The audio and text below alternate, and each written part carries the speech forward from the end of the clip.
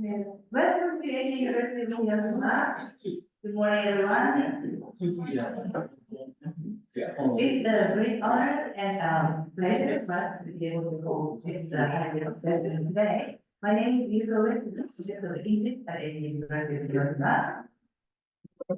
So today I'd like to announce the opening of this wonderful session, inviting two students from University of Hawaii at Manoa, Jett and Yumi.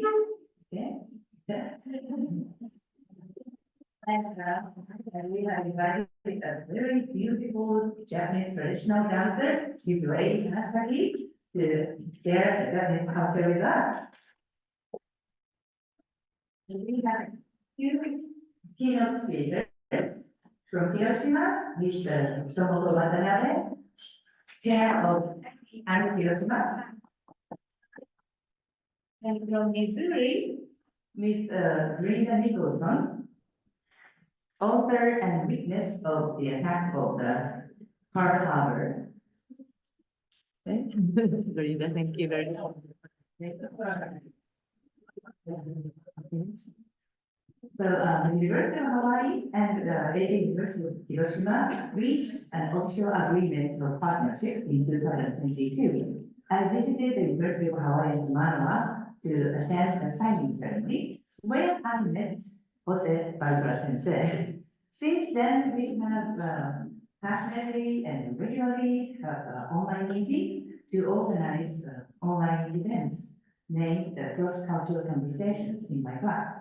And just last year, 1 year ago, José and the representative of the delegation of the University of Hawaii visited us, and we had a very nice, unforgettable event together. Okay. And to maximize our welcome event for Jett and Yumi, we are planning to take them to Peace Memorial Park and Okonomiyaki restaurant this afternoon, okay? Together with my volunteer students from my class. My students are really excited to show you around as the best guide for you. So we expect this wonderful session will enhance continuously our friendship between the students and the faculty members of the two universities. Thank you. Now let's move on. May I share the screen? Okay. Can I share? Okay, so this is today's title. So today, we'd like to lots of many like this. Okay, so now let's move on to the next menu. Yeah. So short presentations by University of Hawaii students, Yumi, Jett, and from Hawaii, José. Okay.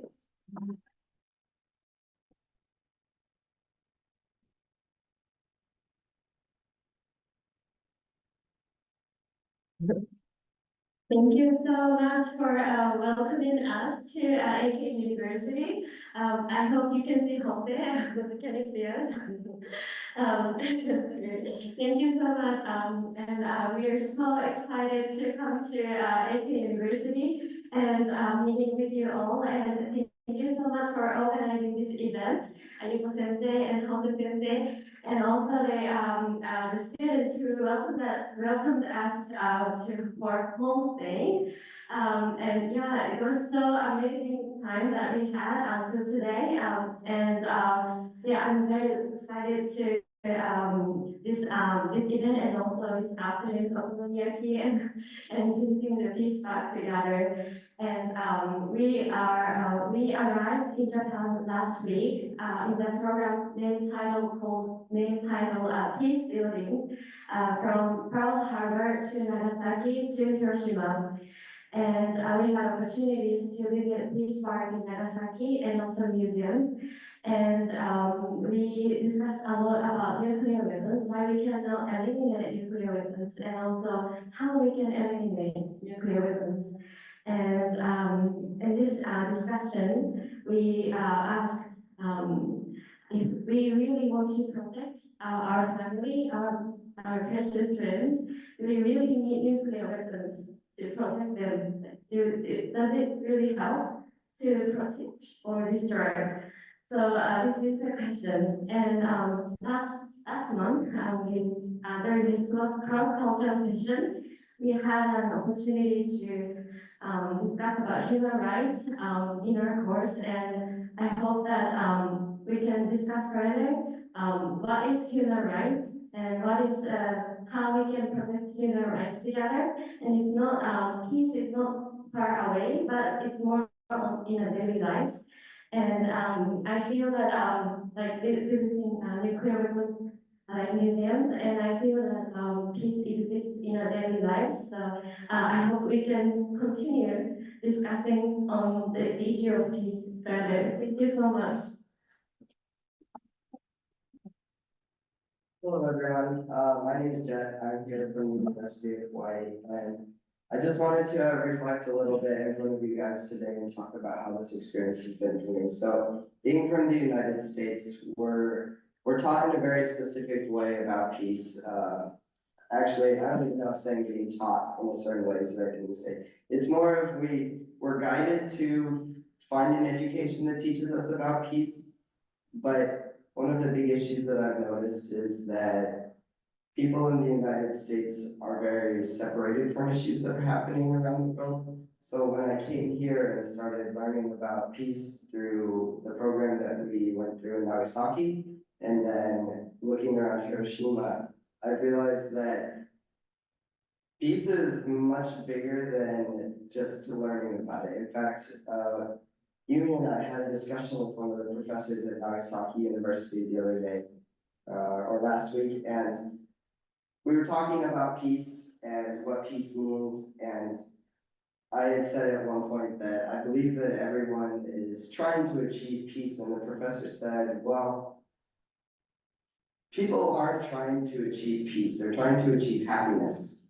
And that's something that really stuck with me because peace is just the path to finding happiness. And many countries try to use more aggressive and violent solutions instead of peace, but peaceful solutions are what gives people happiness. And this experience, having been able to meet students from South Korea and Malaysia and Japan, and then also bring our opinion from the United States, has allowed me to see that we are all from very different places around the world, but we all ultimately want the same thing. And when we were at the Peace Culture Festival the other day, one of the hibakusha was speaking to us, and my favorite quote that I heard was, the first step to achieving peace is by making friends around the world. And I can't agree more.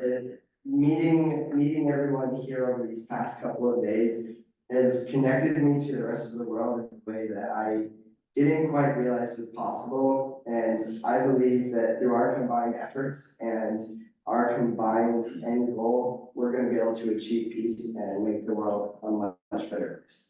Thank you.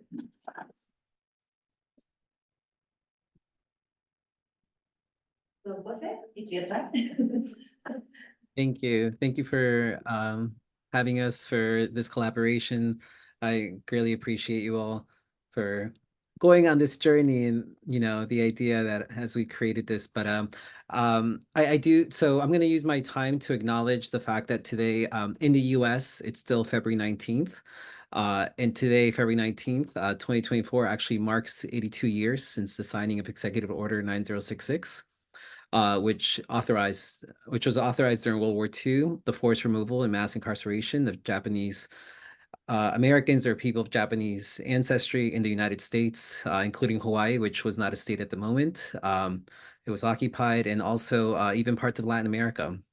The trauma of family separation, child imprisonment, poor sanitation, bad food, inadequate healthcare, and uncertain futures was not only a part of the history, but unfortunately, it's something that still persists today in different ways around the world. Remembrance is not simply a passive act of recalling the past, but an active engagement with the stories, struggles, and triumphs of those who come before us. Remembering comes in quiet moments of reflection, the sharing of experience intergenerationally and through oral histories and participating in community events. So thank you, and collectively commemorate the past. So I greatly appreciate you all for coming together for this gathering.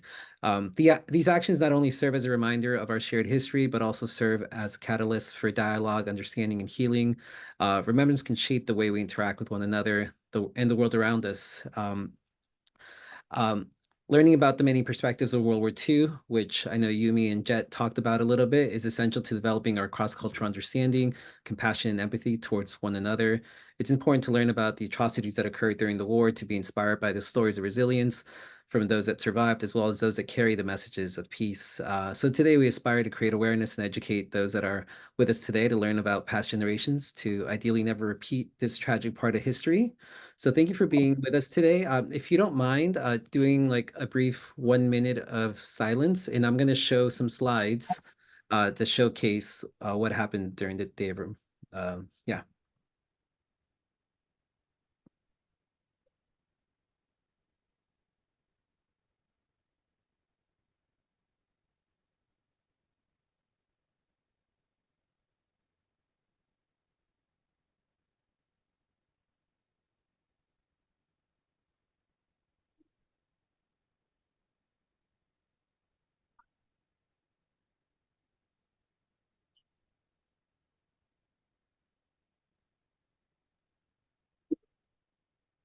And today, actually, there's the Ide National Monument Project. It's an interactive and searchable website. And I'll put in the link in the chat. Is an online archive of the 125,000 plus individuals who were incarcerated during. But thank you so much for your time today. Thank you. Now, shall we move on to the next menu? This is a Japanese Jiutamai dance by Miss Rei Hanasaki. Thank you. And let's move on to the next menu. And you're looking forward to this performance. Okay, by Miss Rei Hanasaki, traditional Japanese dancer Jiutamai. So please, wait a second, I have to get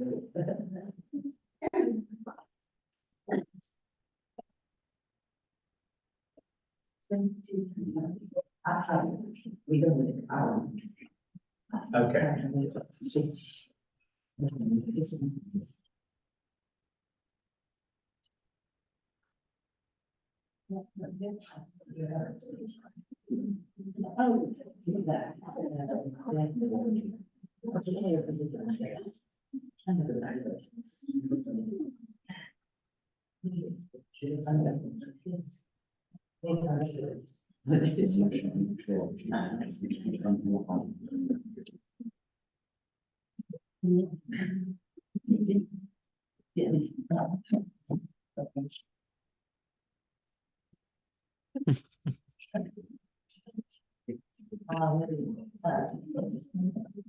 Can I help you with anything? Thank you.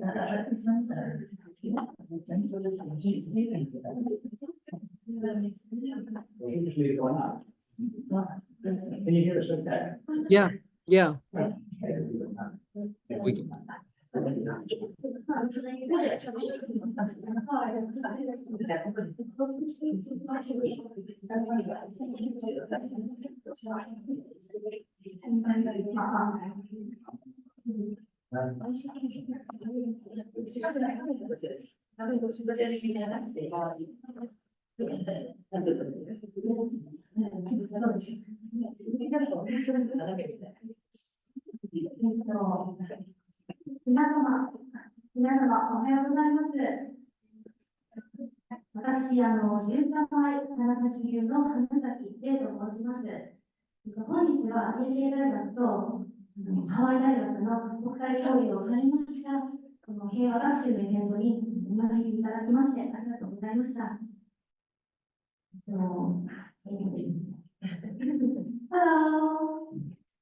Hello.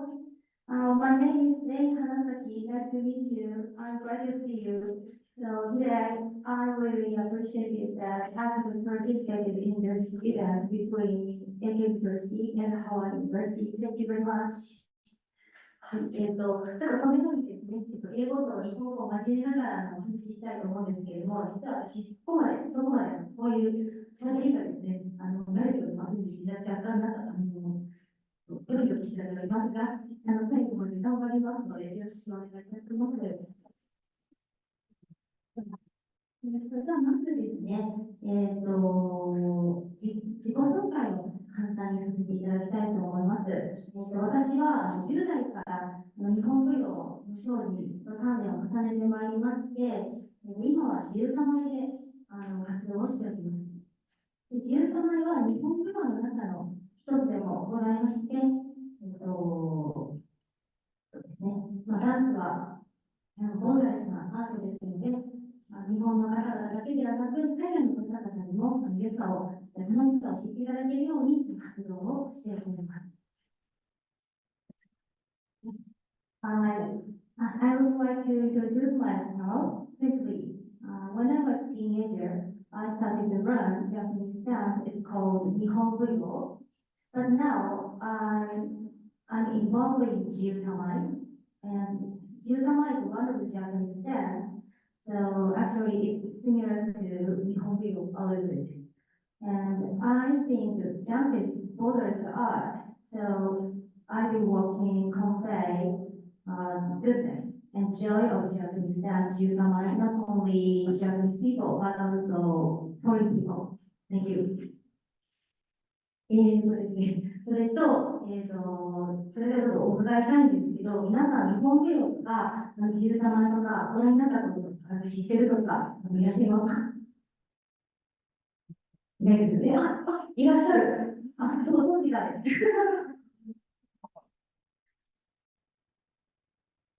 そうなんですね。すごいですね。他には、日本舞踊とか、自由玉とか、ご覧になったことありますか？はい、なかなか日本人でも身近に感じられないものかもしれないんですけれども、ちょっとハワイの方にも聞いてみようかしら。I have a question. Have you ever seen Jiutamai or Nihonbuyo, Japanese dance, or Kabuki? Okay. For example, YouTube, movie, everything is okay, no? 皆さん、どういう方ですね。はい。やはり1割も満たないかもしれないですけれども、自由玉について簡単に説明させていただきますね。自由玉は宮中の5年前が発祥とされているとおりまして、女性たちが育んできた舞になります。で、主に江戸時代で確立されたんですけれども、音楽は主に三味線です。三弦と言われる三味線とお琴と、それから一般とフルートですね。主に使われています。で、動きで、それと、あと日本的な古風な、美しい歌と一緒に、その女性の女心ですね、しっとりと表現したり、また華やかに見せたりとか、また日本人が昔から大切にしていた自然の敬意、リスペクトですね、や祈り、で時にはちょっと男性をちょっとおちょくってみたりとか、ちょっと可愛らしい今回のものもあったりします。はい、で、動きなんですけれども、動きは割とすごくゆっくりとしていて、涙が多いんですけれども、これが見かけにならず、なかなかハードのものでございまして、結構やられた方は、きついものだ、こんなに体幹や足腰を使うので、びっくりされることが結構多くあります。はい、なので、自由玉は昔の女性たちのエクササイズに使われていた側面もあったりする。なかなか面白いのであると思います。I'll introduce about Jyotamai in English. Jyotamai, it comes from Paris, and it comes from Paris, and it was developed by a woman, and it was established in the Edo period. And the music, about music, shamisen, koto, flute, these are mainly used for the music.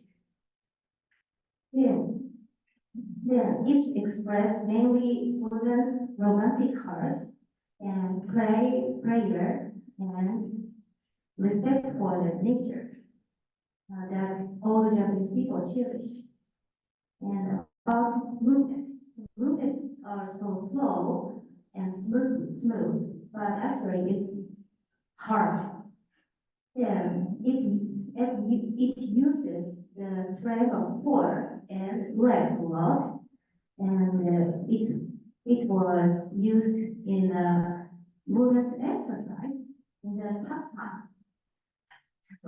変わってるんですけれども、はい、このような実現があったりします。はい、それではですね、今日は今日の式という曲を披露させていただこうと思ってるんですけれども、今日の式というのはご存知だと思いますが、京都の4つのシーズンですね、春、夏、秋、冬の美しさとともに京都にいらっしゃった方といますかもしれない。すごい。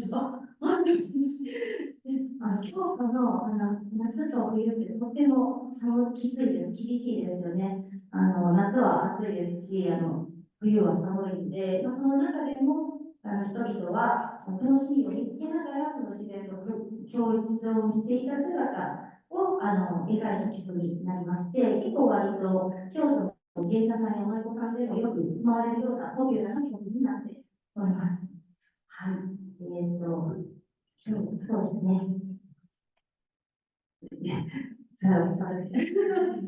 Today, I'm going to dance a dance. It's called Kyo no Shiki. It means four seasons in Kyoto. Have you ever been in Kyoto? ちょっと行ったことあります。はい。And Kyoto's four seasons are so beautiful. But the winter and summer, winter is so cold and summer is too hot. So these are so harsh. So, but people find joy in the season, each in the season. That is the reason. And this dance is popular in Japanese dance music. で、ですね、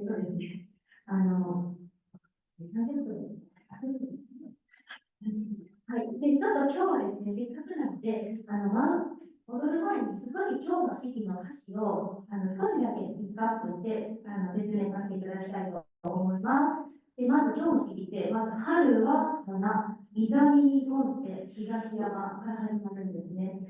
ここですでに内容が分かった方がいます。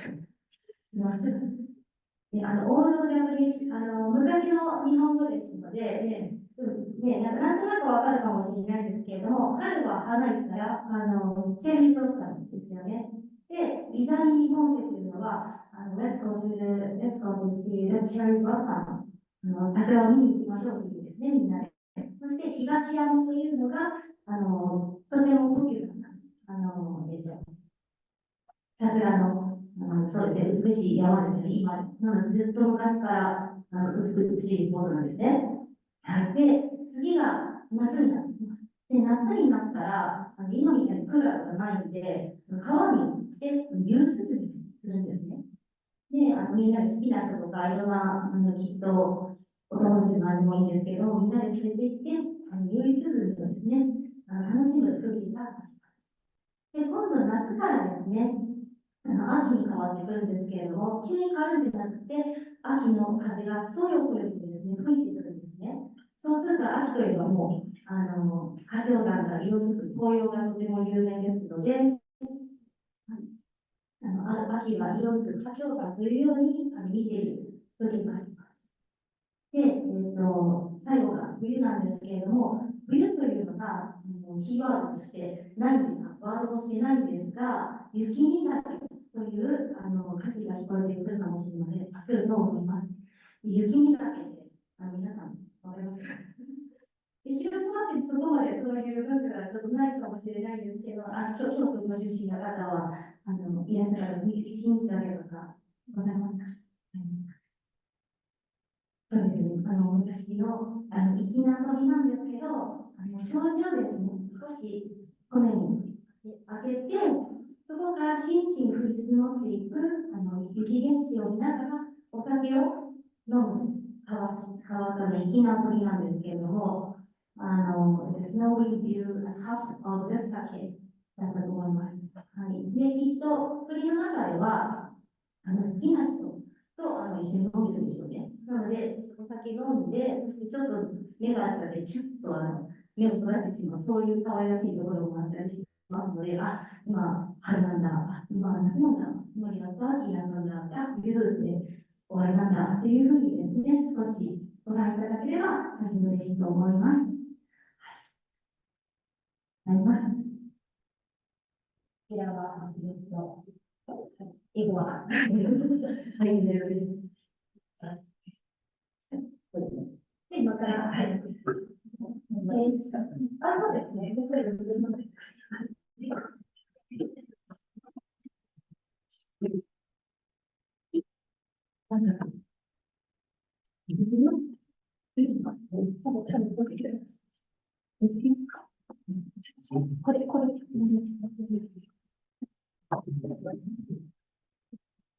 そういうのは、じゃあ、こちらにね、そういうのは、こちらで、みんなの方で、こちらに向いていただいて、捉えるのです、360度で。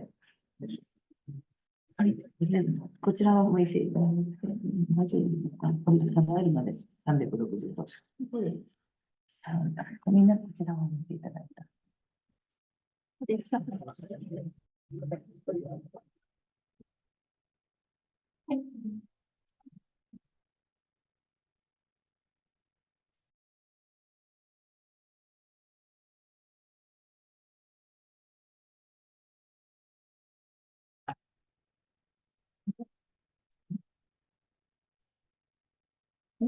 So, can you hear us? Okay, is it okay?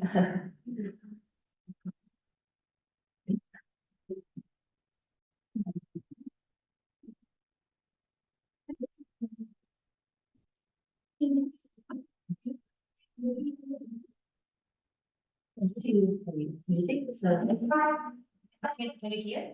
Uh, Can you hear the sound? yes, but the audio was better with the owl earlier, just to let you know. The audio was better when the owl was on, but it's okay. It's okay. Oh, It's okay. but can you hear the sound? Sound is okay? Sound is Yes. okay?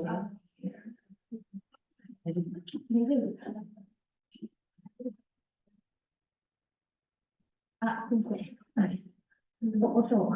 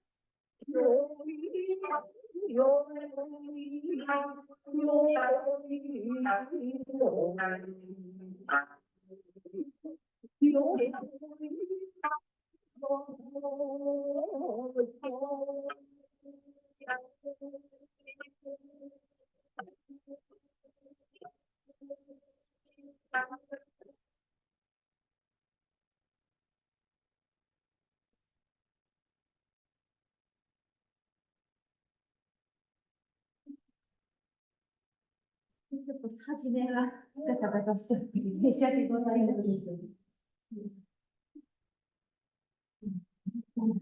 ひもうもし、最初、ちょっとガラガラ戻ってしまいまして、失礼いたしました。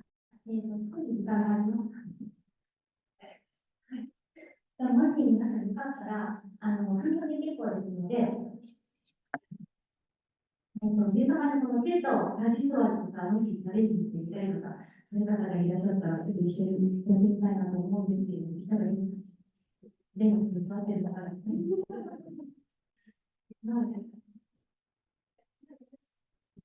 手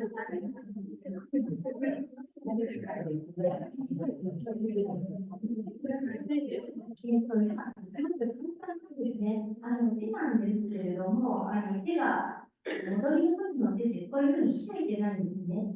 で、いつもこの親指、your palm, hold it with your palm like this. そうですね。この手で1を書くように動かしていくんですね。指先を上げて、そして脇を締めて、ね。そういう表情です。とても上手で。日本企業さんとか見ていただいたら、必ずこういう大きな手を入れないことが多いんですけれども、はい、なので、こういうちっちゃい手をしております。はい。で、あれはですね、申し訳ないんですけど。はい。今度はですね、実はちょっとやってみたいなと思うんですけど、世の中に全部の皆様が一緒にやってみたら嬉しいですよ。男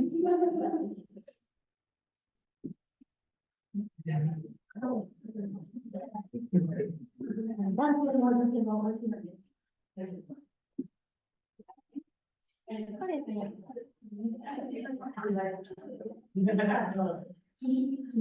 ってからやるかもしれませんけど、そのままで大丈夫なんですけど、はい。まず、実家は日本舞踊の女の人の足なんですけれども、今、こういう足で、この足。それを、右足をこの反則にくっているんですけれども、ちょっとだけいきます。そして、前足の方が左ですよね。左がちょっとこの指の方に少しも抜いていただいて、そうです、とても上手です。そこで、ちいちゃん、ちょっと、お出してください。で、ニートギャラーです。ニートギャラー。そうです。ニートギャラーです。はい。それでは、ここのお尻をこういうふうに出さないと、一番すぐにこれだけでも結構きついのがあります。お膝くつけるので。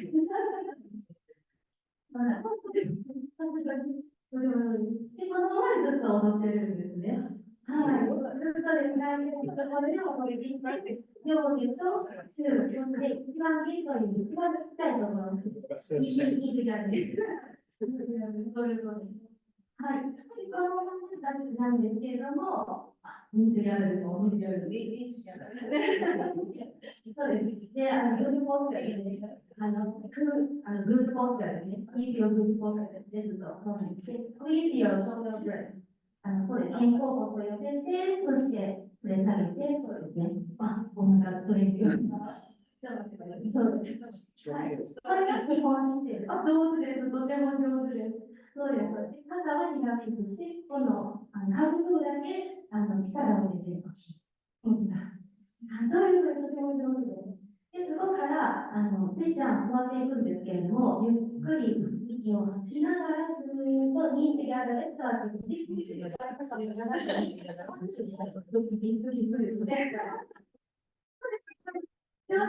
この時にお尻をドンとこういうふうに座っちゃったら次の動きができないので、気持ち1ミリとか1センチだけお尻をリストアップしておきます。はい。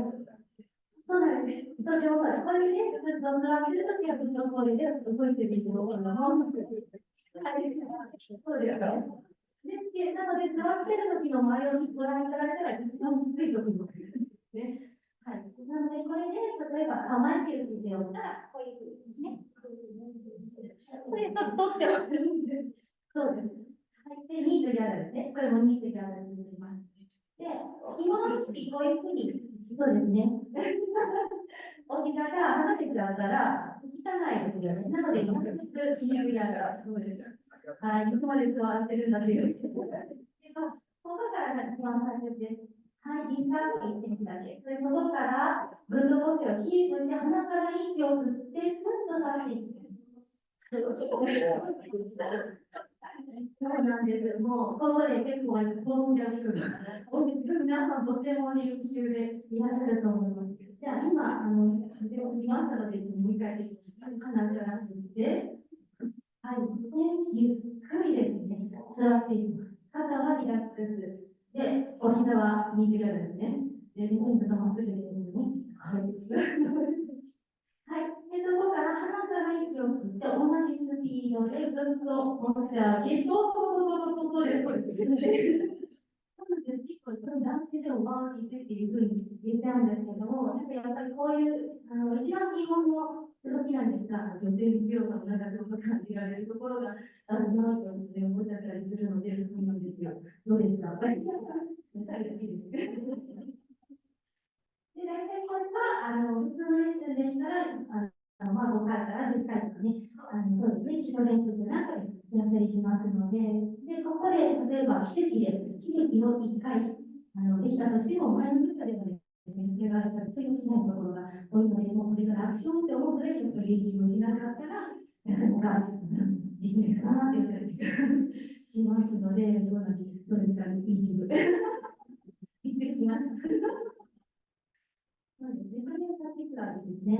はい。まあ、時間だったら、もう一つもできるかもしれないですけど、どうですか？最後です。OK。はい。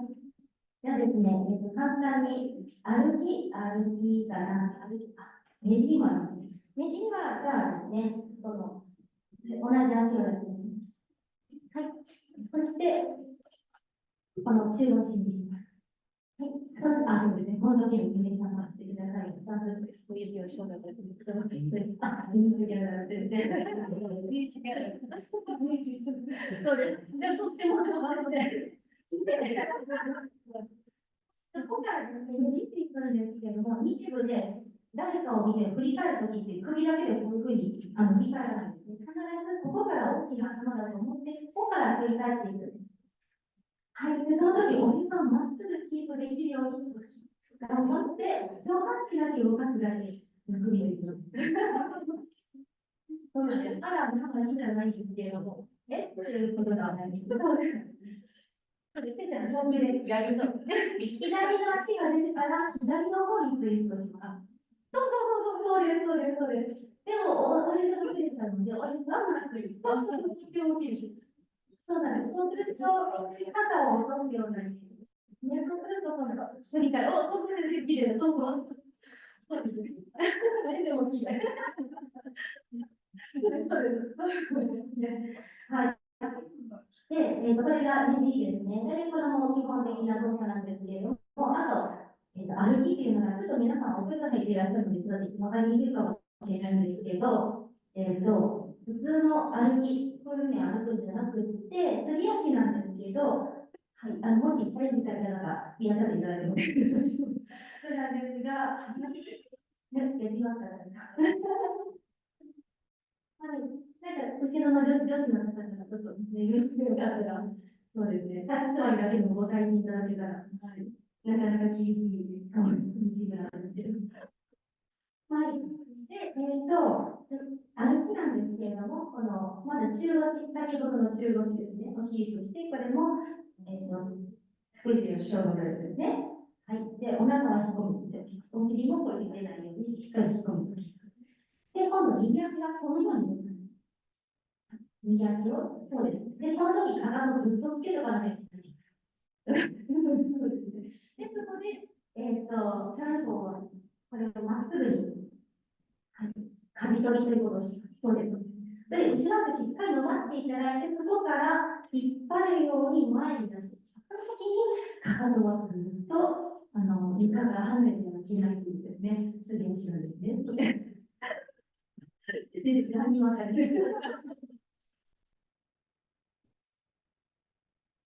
そうなんです。水がです。もちろん。水が、はい。ちょっとここだけの説明がわかりないかは、レンタルするのがショックするので、いつかもしれないし、しっかり、こ腰を落として右足が前に出て、そして舵取りをまっすぐして、後ろに伸ばして、そのまま引っ張るようにまっすぐですね。そう。で、この時にこういうふうにバウンドしないように、この中のがずっとキープしていって、かかとをずっとつけていく。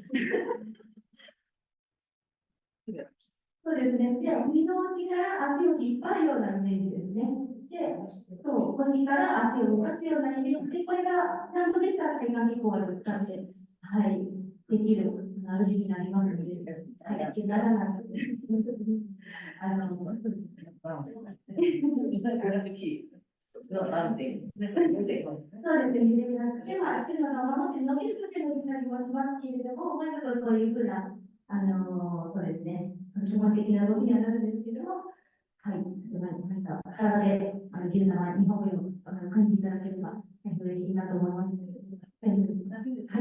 で、そうです。今日はご清聴いただきまして、ご覧いただきました。ありがとうございました。Thank you, Rei Hanasaki. Have you become interested in Japanese classics? For those of you who are watching, we've just been led through the first steps of our Japanese dance, incredibly painful.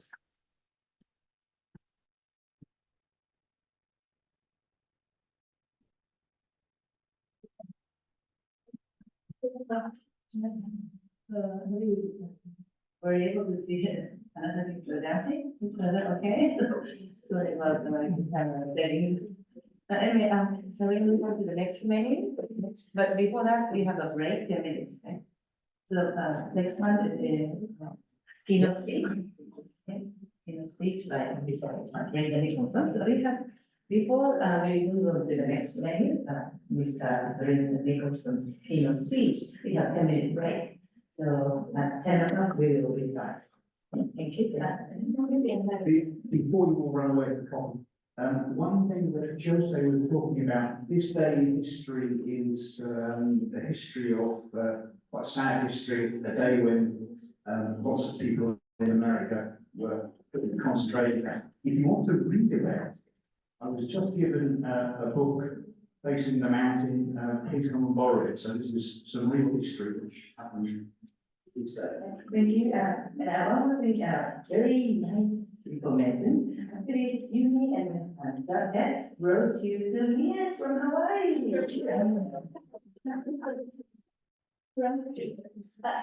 From University of Hawaii. Really very nice. Very nice, delicious one. So you can enjoy it. Your snack, Hawaiian snack, in the break. Thank you.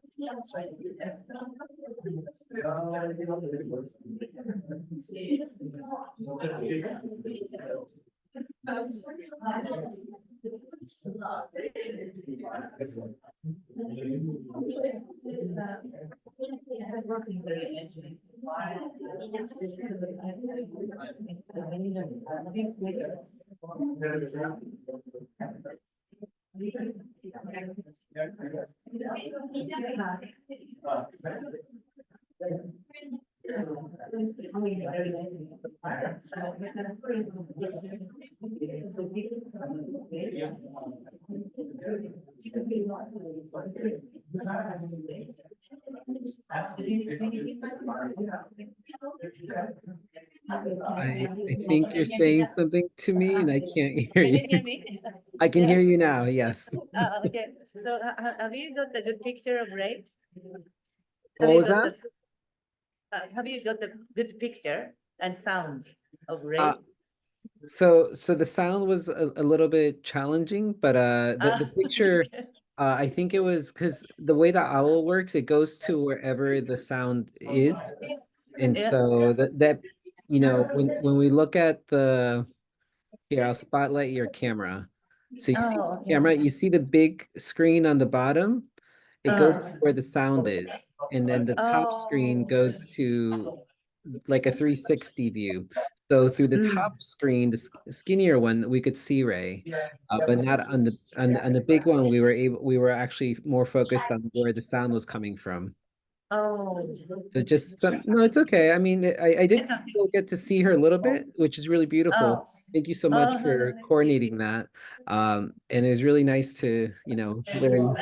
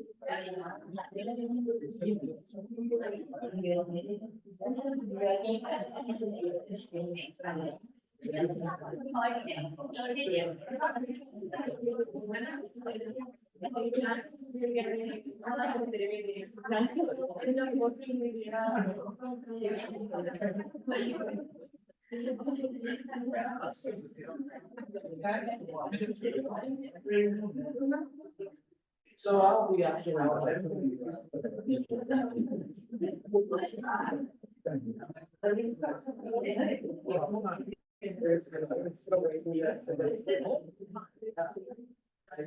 She's got almost a really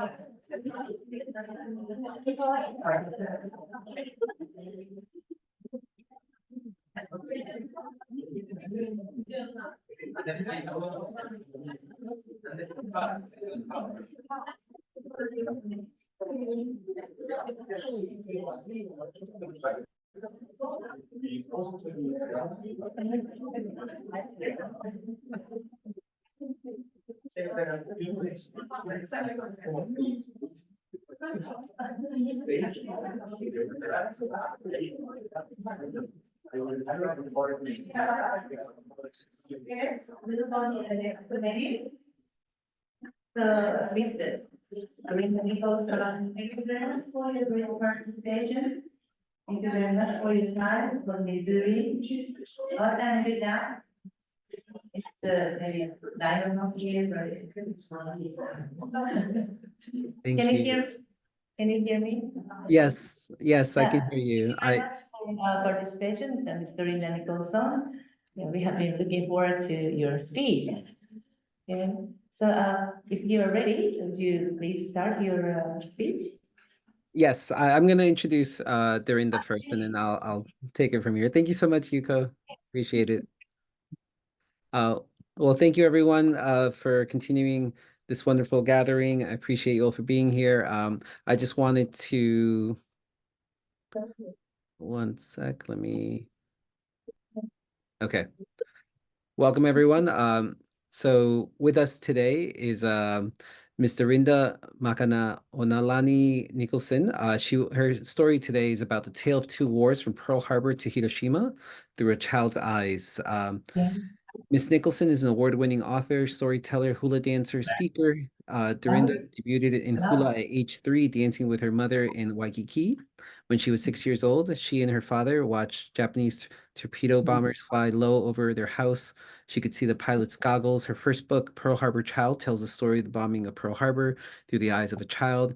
An award-winning author, she believes it is her mission to write World War II stories for both students and the adults to bring history to life. She would love to receive your selfies taken in front of the large photo of her and her brother wearing their child-sized gas mask when you visit Pearl Harbor Visitor Center. Her primary audience is the classroom. Her audience has also included the U.S. Embassy in Prague and lectures in Guam, Saipan, Jakarta, and at Pearl Harbor events. Her story has been featured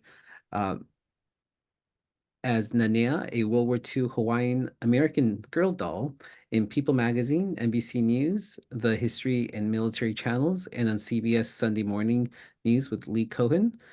Cohen filmed on location at Pearl Harbor. So Thank you so much, everyone, for being here today. And I'm going to turn it over to Ms. Nicholson. Dorinda, thank you so much. Aloha. Oh, I love that. I'm getting aloha all the way across the ocean to Japan. Ever since I was a little girl, every December 7th, I would think about Pearl Harbor and the events, and didn't think about talking or writing my story until it was 50 years later. And then I realized this was a story that I certainly wanted to tell to our American children and then children around the world. So Hiroshima, also now lately, I have been interviewing several of your Hiroshima and Nagasaki survivors, and I just feel a kinship between a girl in Hawaii and children in Japan.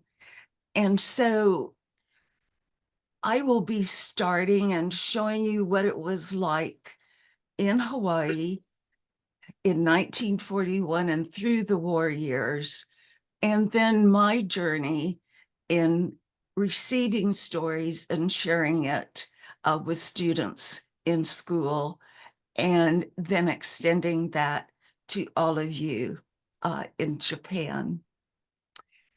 Welcome to 1941.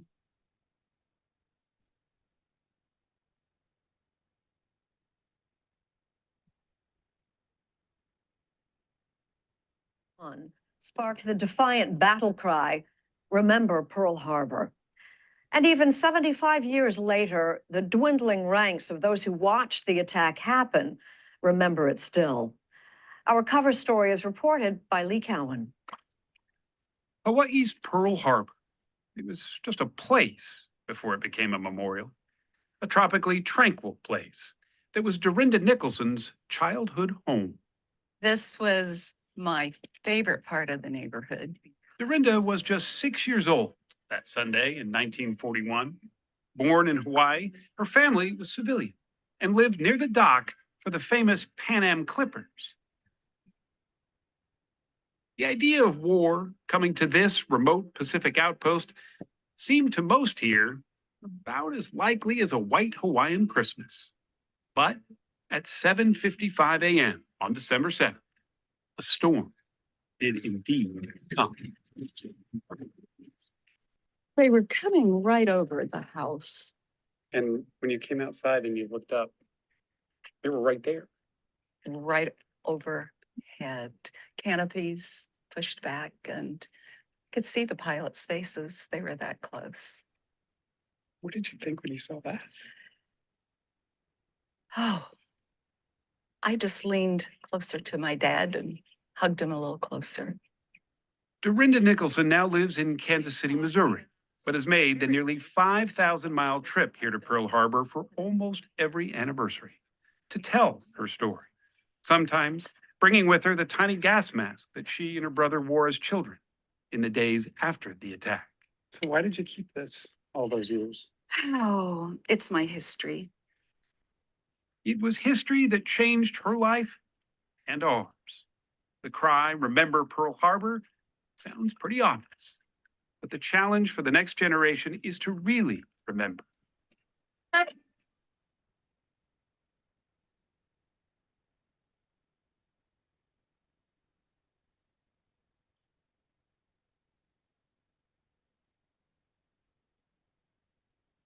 So when I started being asked to talk about the memories, I wrote them down in Remember Pearl Harbor, the first attack.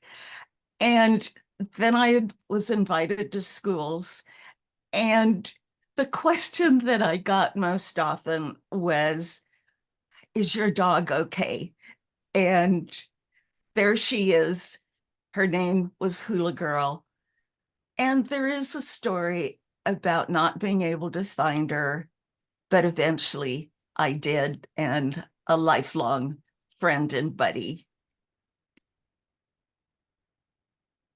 Hawaii is the most isolated landmass in our world. Thousands of miles. Look how far it is from Japan.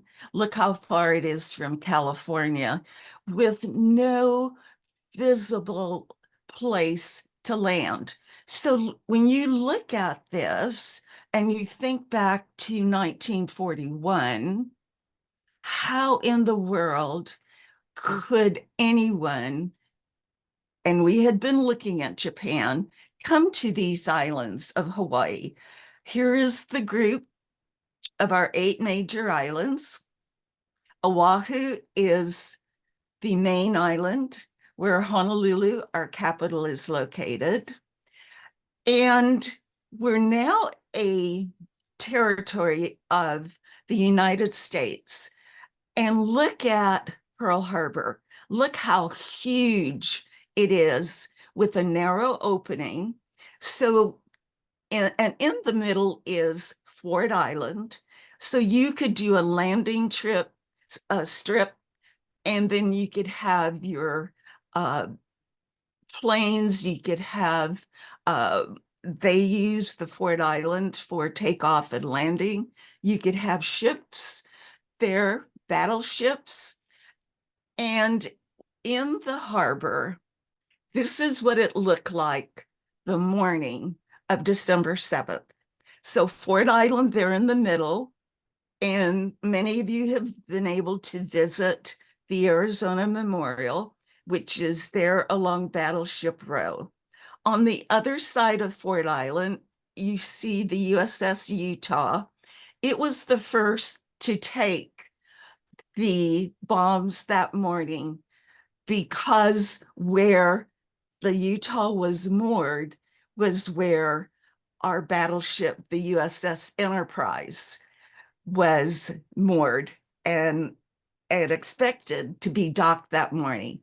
Luckily for us, because we didn't believe Pearl Harbor could happen, we're too far away. Airplanes at that time certainly could not come that far, that it was not going to happen, but it would happen in Guam and certainly in the Philippines and Wake Island. So we had sent the Enterprise to deliver supplies there, and they hadn't quite gotten back. Across from the Utah, you see Pearl City Peninsula, and you see a house. That was our house. And then down here in the corner, there's my baby brother. His gas mask is almost as big as he is, and myself, and my dad. My dad was from Missouri, and little did I know I would end up here, but that was the reason I came to Missouri. So you can see how close we are to all of these ships in the harbor. Today, the Arizona is there, the Missouri is there. That was brought to the islands later. And then across from Pearl City and on the other side of Ford Island, the Utah is there, but it doesn't have the visitors or have a memorial to it like the Arizona does. I hope that if you find someone with a military pass, that they can take you to see the Utah. It lays there, it's over on its side, and there is a flag, half-mast over the top of the Utah. So there's my Missouri dad, myself, I'm 6 years old, my baby brother, and my mom, who is Hawaiian and from Hawaii. And she worked for Pan American World Airways. So that was why we were living at the end of that peninsula, because if you were to fly to Hawaii at that time, you landed on these sea clippers and used the water as your landing place. The water had to be calm, so you couldn't land out into the ocean. And you pulled up to a dock and you came onto a wood dock from your airplane, which took you about 18 hours from California to land on dry land. So here is a tourist. Look at all the leis he has. He must have had a lot of friends to greet him when he arrived in Hawaii. So when you would come in, you would fly by the famous Waikiki Beach, which at that time only had 2 hotels. And that would then be your first view. And then you would land actually on the waters of Pearl Harbor. 1941, December the 7th. Along about November, what would be our Thanksgiving time in 1941, a large armada of 6 aircraft carriers have left northern Japan on their route to the Hawaiian Islands. If you could not fly a plane, certainly we have propeller planes at that time, that many miles, then you bring your airplanes, about 300 of them, on the backs of aircraft carriers to your target. This is the deck of the Akagi, the lead ship, and if those look like rolled up mattresses around the tower, they are, to protect the center and the integrity of the aircraft carrier. I got to meet Lieutenant Zenthoefer Abe, a Japanese pilot, on the deck and within the aircraft carrier, the Akagi. It was years and years later that I was able to meet Mr. Abe, to be a visitor in his home, to ask him what it was like to be a pilot that morning. And he talked about how he trained at their Naval Academy to be this pilot, and how he was very, very proud to serve his country. And this war that changed the life of millions of people around the world, and certainly the friendship between Japan and the United States, would not happen until many years later. But let me tell you about Lieutenant Abe and the American Marine that he will meet that morning when their lives cross at Pearl Harbor. It was about 3 a.m. and Zenthoefer got dressed, went into his room and said his prayers. He bowed by the shrine, and into his pocket, he put the picture of his baby daughter. And then out the room, down the narrow corridor, climbing up a ladder, coming onto the top deck. And here he is taking off, and it's still very, very early in the morning. He looks back, and the crew is on the Akagi, and they're waving bonsai, bonsai, good luck to him. He flies in close formation. Notice how the canopies are open, because you cannot use your radio. You don't want the US to be listening. And so you are flying by visual commands close together, and you're about 30 minutes out from the islands when the first bombs start at about 7:50 or 7:55. These were the planes that my dad and I saw. We were having breakfast Sunday morning, and the reason for a December choice by Japan was the oceans are very rough. So they felt the 6 aircraft carriers would not have other ships in the area or even planes overhead, chosen on a Sunday because on a Sunday, you would expect the men on the ship to still be asleep and no troops ready. And in fact, the whole island asleep. And that is exactly what happened. So mom, dad, baby brother were having breakfast, and we start to hear low-flying airplanes. Mom says, how strange, Sunday mornings. And you saw where we lived. You saw where our house was. We were used to the Army and Navy practicing with each other, but not on a Sunday morning. The planes came in, and this is Battleship Row. Look how close together our ships were. We were anticipating war with Japan, so this was an easier way to guard between the ships.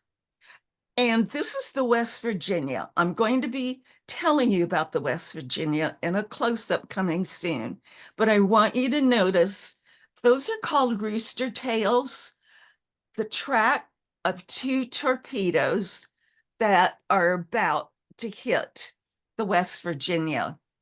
The other circles then are bombs from high-flying planes that would have missed the West Virginia.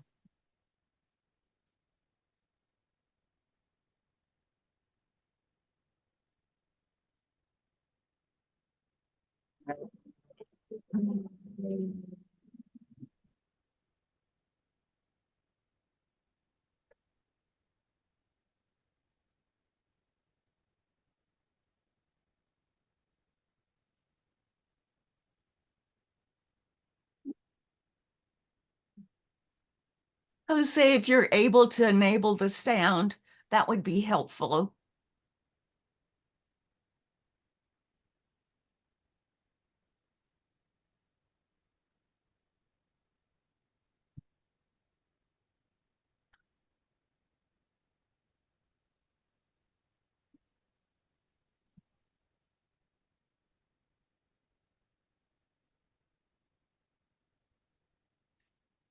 The West Virginia, you're seeing her here. She's on fire. She has taken 6 torpedoes. She is sinking. And then up here in the bridge, you see 2 men. One of those men is a 19-year-old Marine. His job on the battleship West Virginia, which are all named for states, the West Virginia, his job was to be the bugler.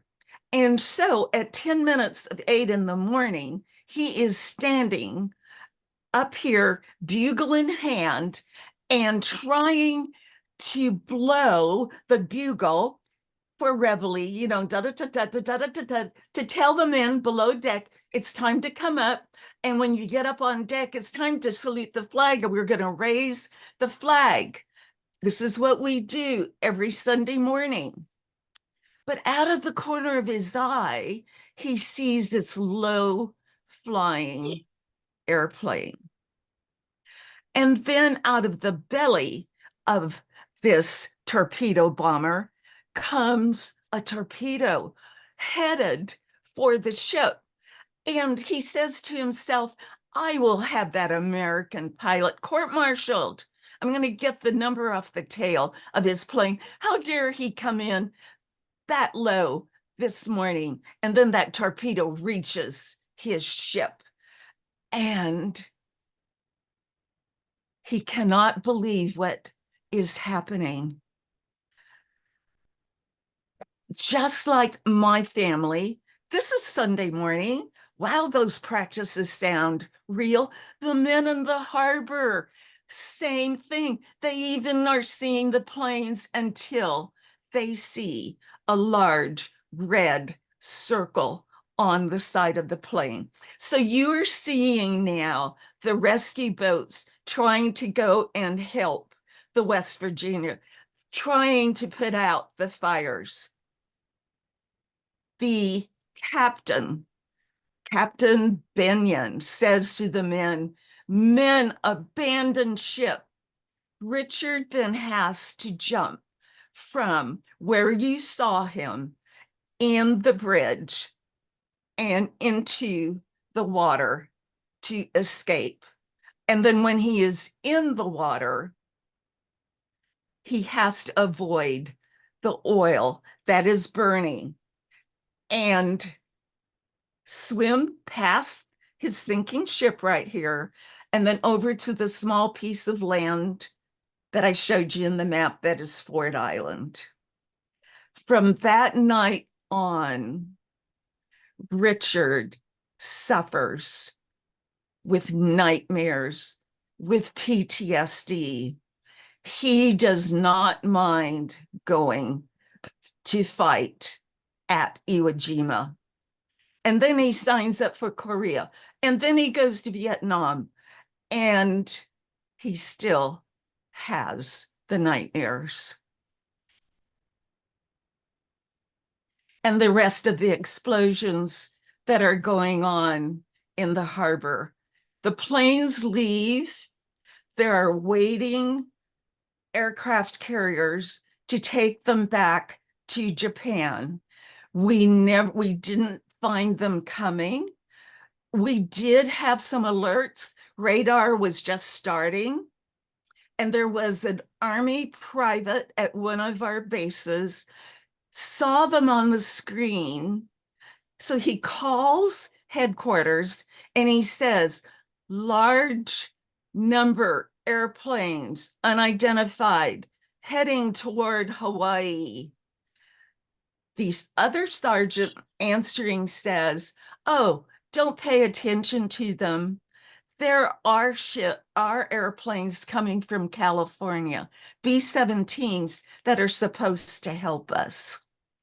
Actually, the B-17s were starting to land as the attack was ending.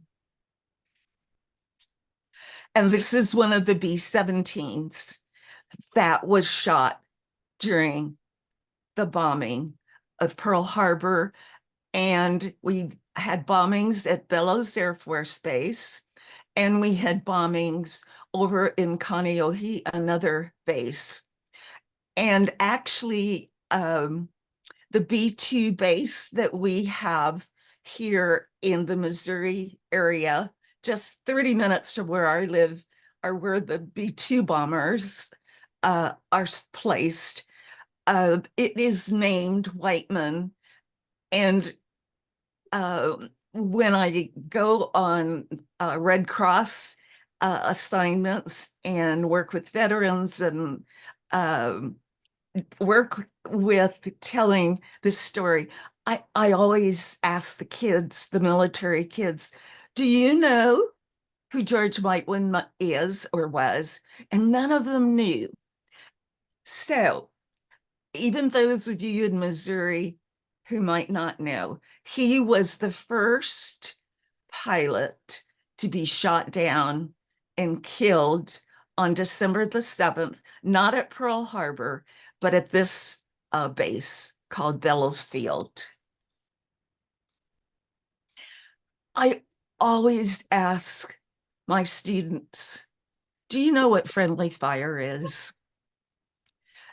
And I usually get the answer. It's when you shoot your own people, you shoot your friends. You don't mean to, it's an accident, and it always happens. We were not prepared. So often I have looked at the events of 9/11, couldn't happen, and about the same number, 3,000 killed. And Pearl Harbor couldn't happen, but it did. And friendly fire always happens. So these were a group of men who worked on repairing ships in the ship harbor. They were civilians. They heard on the radio that Pearl Harbor was under attack. They could see in the distance the black oily smoke. They're heading towards their job. They know they're going to be needed. Think of the harbor. We are not prepared. We have to get our guns in place. And then we get our guns in place. And then when we shoot, Margaret we miss Marion. an airplane. Join the meeting. This is where the shells come down in the city. So 5 men, you can see, doesn't that almost look like machine gun bullets? But those are, when a bomb explodes, those are the shrapnel pieces. So the civilians who died on December the 7th, I am so sad to tell you that almost every one of them, friendly fire, a sad, sad part of war. The youngest, 2 years old, this is near this is José, this is just down the street from the University of Hawaii, where this took place. She never even woke up out of her crib. And you know how far Pearl Harbor is from the University of Hawaii, but these, again, are own shells coming down on civilians. And other friendly fire. There were about 80 civilians that were killed that morning. And the civilians, there were 5 who were Honolulu firemen, and in helping to put out and working in the Pearl Harbor area, they were civilian victims.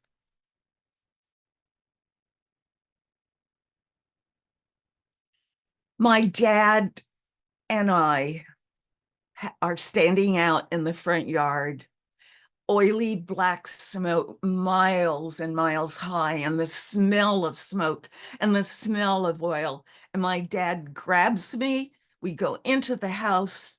He tells Mom to get our baby, my baby brother, and puts us in the back of our car. Above our house are sugarcane fields, above Pearl Harbor. And into the car, Dad drives us into the sugarcane fields. And that's where we wait. That's where we have no idea what's going on. José, would you go back one slide? And so here we are in the car. We've gotten out. Pretty much all of the our neighbors are coming up here to hide. We can look down and we can see the harbor. We can see the ships burning, and then another explosion. And so when I was watching 9/11 at work, the Tuesday after it happened, we always had a team meeting. And so we had the TV on and watched the second tower and second airplane go down. And there was something inside of me that I couldn't figure out what I was feeling. It was kind of a body memory. And then I realized later, the burning of the Twin Towers and looking at the battleships burning, the oil was the same. And the Arizona burned and burned and burned and burned. Twin Towers burned and burned, and oily, oily black smoke. So while we're here in the harbor, I could see mom and dad and all the families, and they're huddling close, talking and talking. Dad's twisting the radio dial, trying to get any kind of news. And what we get is the radio announcer says, "This is the real McCoy. Take cover. Do not leave your house. Do not use your phone. Military, get to your base. Medical, get to the nearest hospital to treat the wounded, injured. Do not leave your house." And then nothing else. Nothing like, "There's so many dying here and you can go to a shelter." Nothing like that. And then about 2 hours later, again, all the moms and dads are around the radio dial, and our governor comes on. And our governor said he's had communication with President Roosevelt. We are now being placed under martial law. The military will be in charge. Tonight, curfews start. You may not leave your house from the time the sun goes down until the sun goes up and then goes off the air. The sun is about to go down. Remember Hula Girl? I left her. I left breakfast on the table. I hope she got it. So I run up to the military police that are now starting to come into the sugarcane fields where all of us that live in the harbor are hiding. And I ask, "Can I go get my dog?" And he said, "No. All of you are going to the sugar mill at Waipahu, just about 10 miles up the road, and they will take care of you." And so the people of Waipahu acted like the Red Cross, which was so involved during Hawaii's World War II time. And they gave us pillows and blankets and they fed us. This is the first time that I'm scared. I'm often asked, "Oh, weren't you scared?" I was scared during this time. We are all sitting there in the dark, and the rumors start to fly. Our next door neighbor starts to say, "Well, I bet when sunlight comes up in the morning, we're going to be surrounded and we're going to have guns." And my mom gave him what we call in Hawaii that stink eye look. "Stop scaring the children." But I could tell by the way she was hugging us, she was scared too, because of what happens next. In the distance, we see what looks like Pearl Harbor is lighting up again. We don't know what it is. Takes me 50 years to find out. When I am speaking at Pearl Harbor and the person speaking next to me survived friendly fire. Remember I said our aircraft carrier wasn't in port, but they came in to try to help us. We shot them down in the night. Only one survived. Sad part of war. So the money starts being issued, American currency with Hawaii on one side. This is the head of a bullet that came through our roof, and our roof caught on fire. And then this bullet stopped by the wall telephone in the kitchen. I still have that bullet today, by the way. And then this is the other side of the American money. All the paper money we had to take to the banks, and then the banks would stamp them this way and give them back to you, so that all money in Hawaii was used as invasion money, so that this could not be used by anyone outside of the Hawaiian Islands. We were, everything was going to change. There's not going to be any trash pickup. And I was even kind of laughing to myself today about, I was putting some garbage down my disposal, and knowing I was going to get ready for tonight, remembered that back 4 years ago, your mom and dad got a bucket and you put whatever was left over in there. And if you had pigs to feed, which my uncles did, but we didn't, we lived in a neighborhood. So you put all that in a bucket and then you hang it on a nail outside your garage. And then the garbage, that's the garbage man, different from the trash, would come. There's not going to be any of that anymore. And we're worried about the water, what's going to happen to our water, what are the diseases going to be. So you can see here, all of us are at school and we're all getting shots to be worried about that, any kind of diseases. I want you to look closely at our dad's car. The reason for the photo was my dad living in Missouri. You couldn't use the telephone. You can't even hardly use mail. And this is now enemy waters. And then the mail was censored. So he took a picture to show that I had a new hula skirt. And I never thought about this becoming historical, because look at the headlights.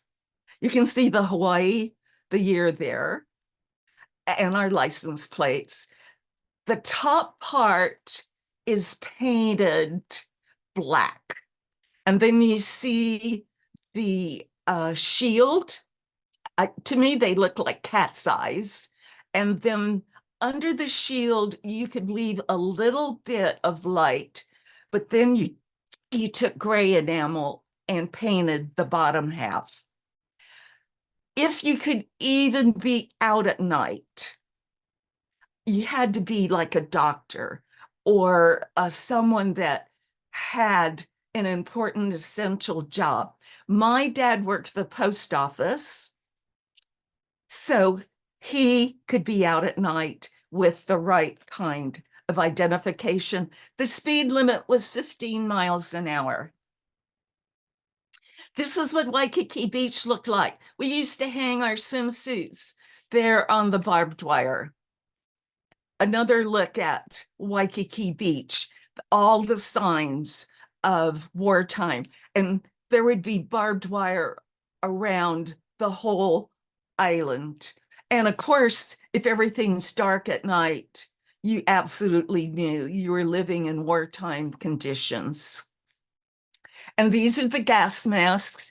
If you go to visit at the Arizona Memorial, there's a life-size picture of this photo, my brother and I. So I always tell anyone, if you go, you have to send me a selfie here. So those of you who are listening, especially you students in Japan, there is going to be an exhibit starting on the USS Missouri in June about the beginning of World War II. And then starting a year later, the exhibit will switch to the end of World War II. That especially needs to involve Hiroshima, Nagasaki, Japan. This is what we would have air raid drills for. And even now when the tornado sirens go off, I start to have a body memory of the sirens that we would hear during school. So you would reach under your desk, you'd open up your gas mask case, and then you get out to the hallway as soon as you can and put that mask on. Every person 2 years old and up had to have a gas mask. This is the bomb shelters that were built at school. This was at McKinley School, for those of you who know Hawaii. There's the teacher with his gas mask on his hip. The elementary school that I went to had a covered up bomb shelter, and we used to beg our teachers, don't make us go in, because it rains almost every night in the school that I went to. And so the water would come in and go down the steps and into the mud on the floor, and there'd be roaches and centipedes, and we were scared. Bomb shelters, this is what it looked for the workers who worked downtown. And then some did bomb shelters in their own backyard. I told you about the censoring. See the date, and then look down here at the bottom. This was my dad's job. And Dad said that he would open up the mail and read if there was anything that sounded like you were a spy or a traitor. And he would take a large black marker and mark through it, or he would just cut it up like confetti. Very worried about any dangerous secrets getting out. Also, the school that I went to was next door for elementary school. Was the governor's palace and home. And these, I know those are our American soldiers with these sandbags. It scared me so badly that when I would walk to school, I would cross the street so I wouldn't have to walk by them. All the signs of wartime and rationing. You know, even today, Hawaii has rationing, because everything that comes, do you remember those isolated islands, has to come on big shipper tanks filled with our goods. We know now those ships are going to be bringing soldiers and sailors, and they're not going to be bringing your pencils or your bubble gum or anything like that. So they're waiting here for the doors to open. And then it was lucky if you knew the people that owned the store, who might give you one more can than you deserved. It was such a scary time. The military were told, send your women and children away. No, away. So look at all the people trying to get passage on boats to leave the islands. And then if you weren't military, you were highly encouraged to leave. So many of my friends left, so that what you had left in Hawaii were soldiers, sailors. And here I am going to school about a block from here. Dad would not even let me come down the street to catch the bus to go home from school. And here I am, a little girl, and I can tell Army, Navy, Coast Guard, oh, you're a Marine. And then on the other side of this street were nothing but beer taverns, and laying in the street would be these 18, 19-year-old boys having had too much alcohol or liquor. Jose mentioned to you that today is the anniversary of the executive order to all instructions of Japanese ancestry and what happened to the Japanese Americans. Not as many as in Hawaii, because at the time of the bombing, Hawaii was 1/3 Japanese. And so a lot of them helped in the war, and we had a camp on Oahu and on the outer islands, but not to the extent as in Oregon, Utah, Arizona, California, of course, and even in Arkansas. And here they are. Look how nicely they are dressed, but even with their gas masks. This was the camp on Oahu, very small compared. And we also had another camp in the middle of the island that right now is being restored by the Japanese Cultural Association in the islands. And I am so proud of this picture. Every one of these young men is Japanese, Hawaiian American. They are standing on the steps of our palace in downtown Honolulu, volunteering to serve. And serve they did with honor. The role of women, look at all the women. And they're wearing hose and heels and carrying a purse of the time. In the background, see the camouflage on the Aloha Tower? It was our tallest building in Hawaii for many, many years. But American women are now serving, they're building airplanes. We had the best equipped military. Here are the Rosie the Riveters. My mother was a hula teacher, and these are her students, and I'm the littlest student.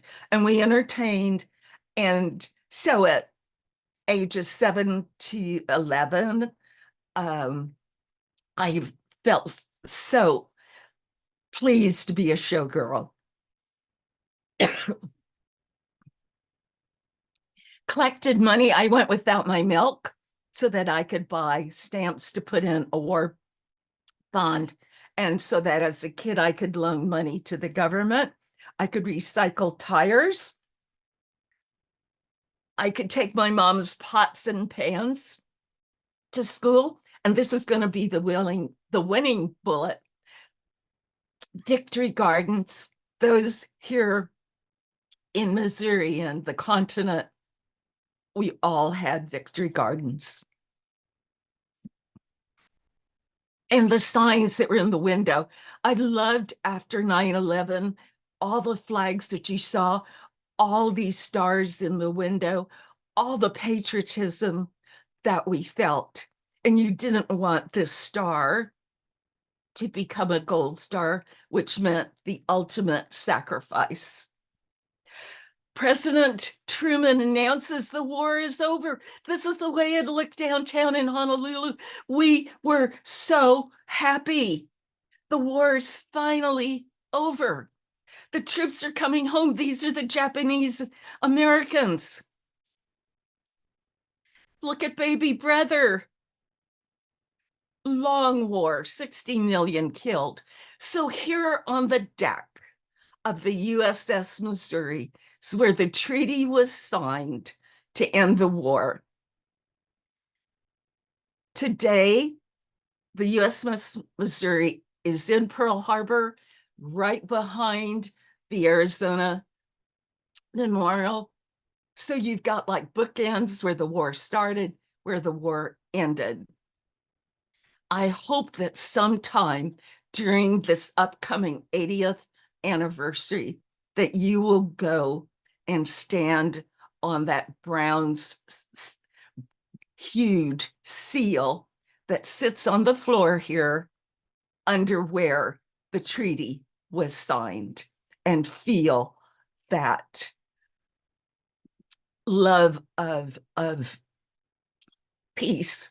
You know, when I talk to kids and I talk about mental health and I talk about wars and how all of this is the love of power, and how do we turn that into the power of love. So these talks between Japan and our country will be talks of love. The treaty, how couldn't we have gotten a piece of paper and signed it earlier? But here is the document that ended the war.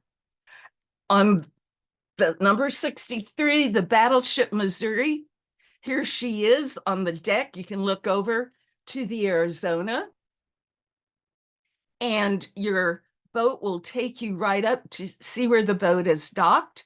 You go through the portal there. You stand by where the flag is. You look over, and the oil still comes up. My mother says it's the tears of the men that are still below you. I have been fortunate enough to be on a ceremony where a survivor later has asked for his ashes to be taken down to join with his shipmate. And the numbers of the men who are there below you, many are family members, and the flag that flies so proudly over her. So remember Pearl Harbor so that we can remember to use the power of love. And I like to say, remember December 7th and remember September 11th to honor those so that they did not die in vain. So I told you about Richard, the Marine, up there on the bridge, diving into the water, the nightmares. I told you about Zenthoefer flying in that morning. Mr. Fisk, when I interviewed him, told me about the nightmares and that how he had to find peace. And so he decided to do that by inviting Japanese pilots to come and visit Pearl Harbor. Wasn't easy, but Mr. Abe came, they became friends. And I want to end this with the story of these two men as an example. And I even got to visit with Mr. Abe, my husband and I, as a guest in his home. And as a guest in his home, I said, Mr. Abe, would you send a message of friendship to the children in my country and the children in your country? And you will get to see him do that. And then he said, Richard, son, if I give you some money, would you buy 2 red roses and take them out to the memorial? One is for you, one is for Japan. It's for all those who died. I am so sorry. And Richard said, I'm sorry too. We were both young boys who loved our country. And so Richard, while he was still alive for the last 12 years, on the deck of the Arizona in front of that memorial wall, blue taps to honor this friendship. Come and see their story.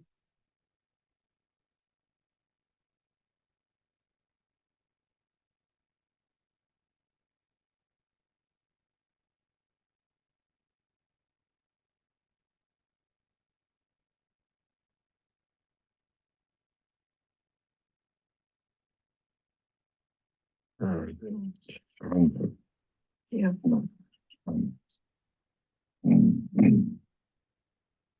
Children can learn from the mistakes of the past and maybe teach their country how to spread peace all over the world. There are many countries in a small mother earth We need to recognize each does have its own history, culture, and customs.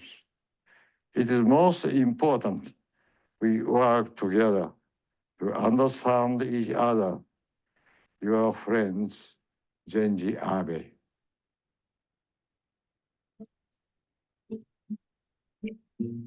Our friend Richard Fisk, the bugler from the USS West Virginia, has his own special way of remembering those who died on December the 7th. Once a month, he goes to the USS Arizona Memorial and has a very simple but eloquent way of remembering. Let me ask him to tell you about it. To help me with this ceremony today. We fought a vicious war. We both suffered a lot. And yet, we can put all of that aside and become very sincere friends. And I think this is the way it's supposed to be.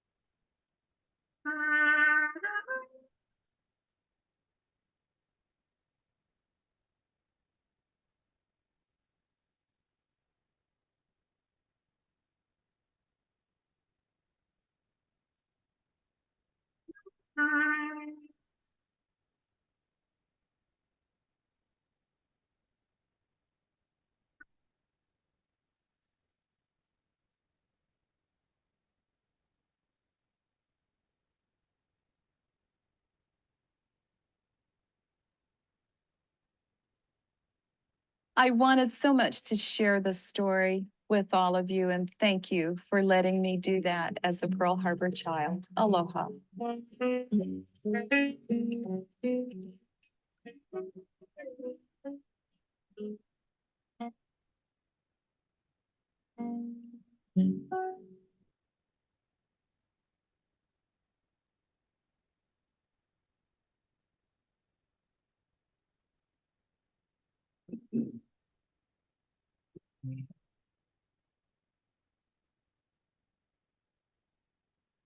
Thank you, Dorinda. That was really beautiful. We've had some wonderful comments in the chat from our audience on the Zoom. I don't know if anybody has any questions specifically. If there are questions, please feel free to put in the chat, or you can, unmute yourself and ask them for Dorinda. We did have a lot of wonderful people though share stories about their own personal connection to the tragedies of December 7th in World War II.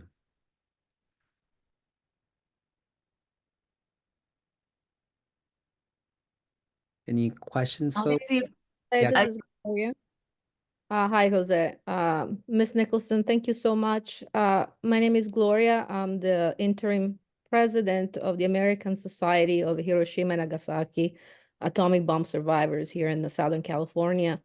Thank you so much for your presentation. Jose has been talking to me about you for a long time. And I look forward to talking to you and share experiences. And I'm so touched by your presentation today. Thank you so much. This is a gift of a lifetime. Thank you, Jose. You're so welcome. And if there's a way to share more of this with students, gosh, what a hard time they are having now in our world. And if they can learn from anything, or maybe they can teach us about peace if we can have that dialogue. I know. Thank you. I will definitely reach out and I'll get the information from Jose. Thank you so much. Thank you, Gloria. Very much appreciate you being here.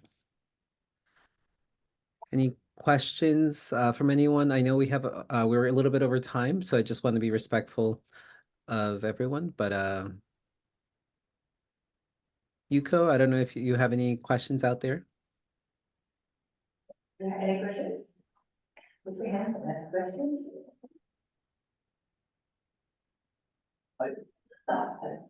George?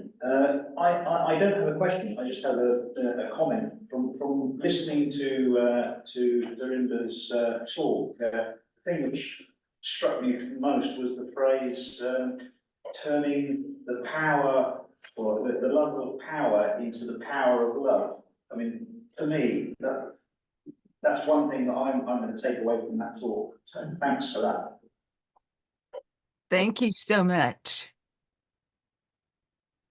It seems to be all about power, doesn't it? Yeah. Yes. Yeah. Yeah. Thank you very much, Dorinda. It was very impressive storytelling. I'm very, very touched about your story. Thank you. So, so maybe if we have questions, we have a question time later. Can you stay a little bit longer, Dorinda? It's gonna be late at night, right? About 10 p.m. or so? 10 o'clock? Can you hear me? Dorinda, Yuko was just asking if you can stay with us a little bit later. We have another speaker coming on board, and I would love to, if you're able to, be with us, and then we might have some additional questions down the road. But thank you so much for sharing your story with us. That was really beautiful. It's always a new journey every time I hear it. So thank you for all those tidbits. It's been really wonderful. But I will turn it over to Yuko for the rest of the program. Thank you. I will join you again. Thank you, Dorinda.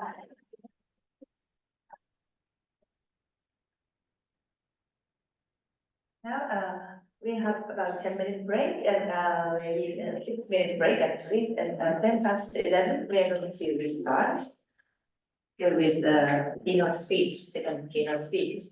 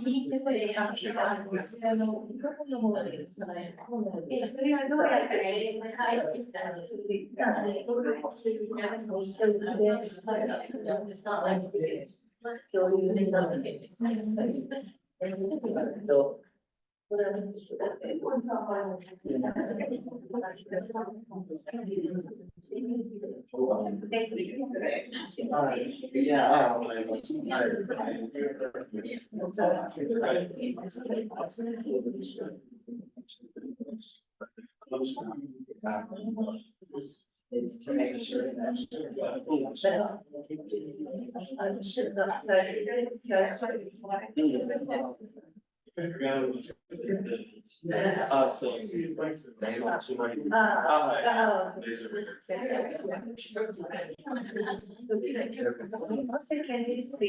the slide? Yes, yes, I can see the, yes, I can see the slideshow. Thank you. And you can see the owl, it's 360-degree camera. Yeah, no, but I can definitely see the slideshow. Yeah, and also from my here the other students, so the other 60 degree. They were so the camera is really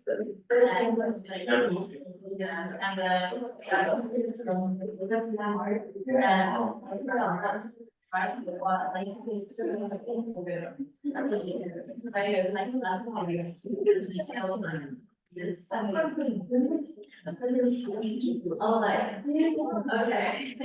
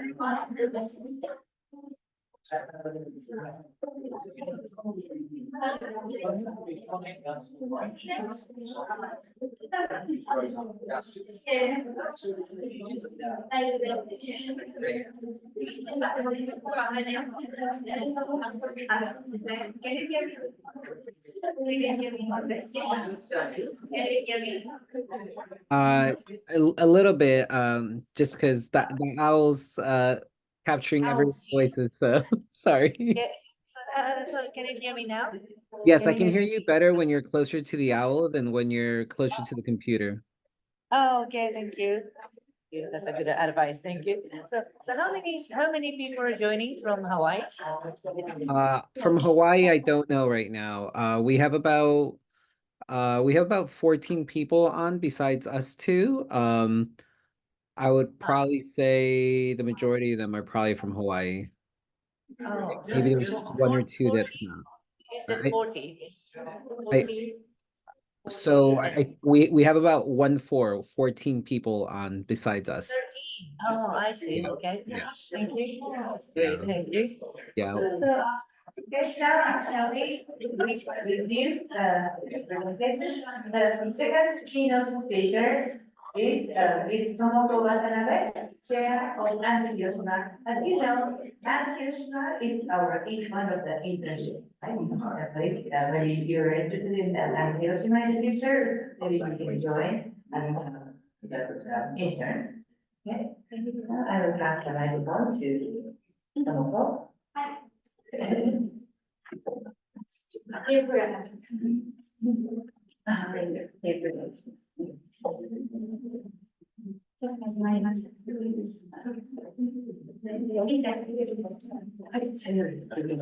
So Dorinda is still here, right? Dorinda is still here. Yeah, good. Hello, Dorinda. Thank you very much. Your testimony and stories are very good. Thank you very much. I'm alive. Thank you. Yeah. My name is Tomoko. Watanabe. It catches. Yeah, maybe over there. Yeah, over there. Sorry, I don't think. Sound is okay. Close to, maybe, and then it catches your voice, should be closer. Hello. I have found that in today, I'm Hiroshima. Can you hear? Okay. Can you hear? Okay. Okay. Yes, we're good. Yes, thank you. And later we company with our intern. First, I introduce Ben and the Thailand.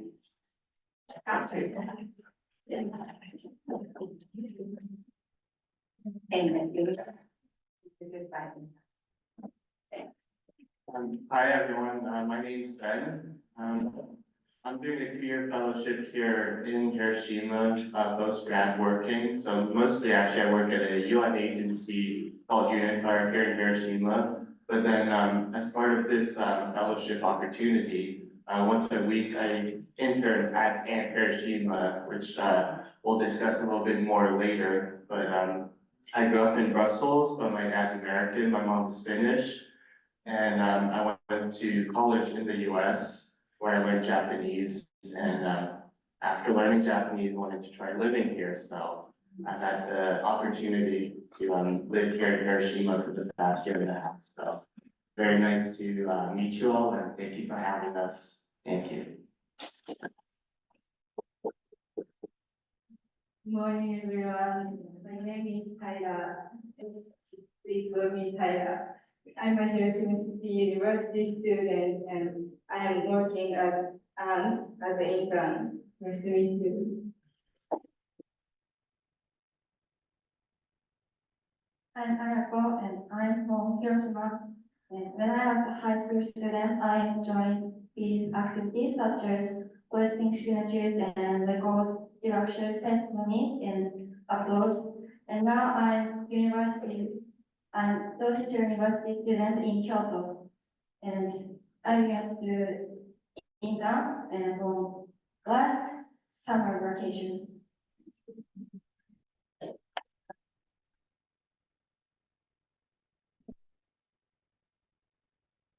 Today's presentation, we work together. So, and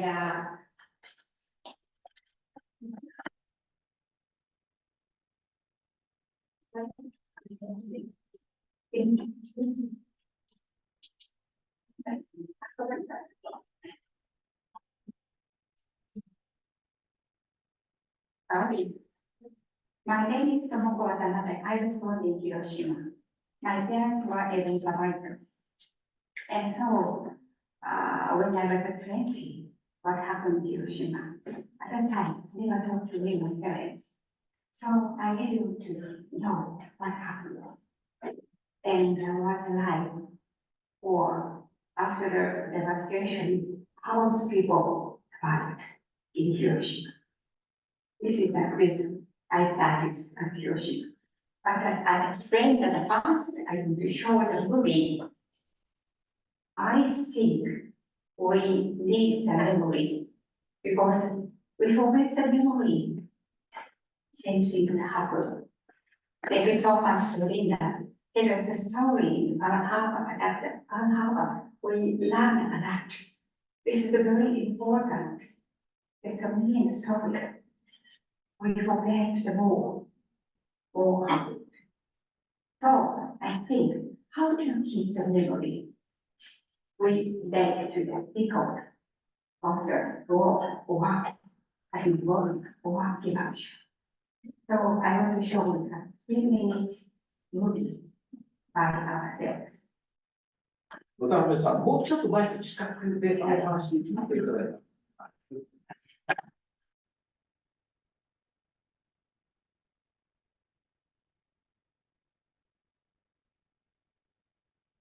た。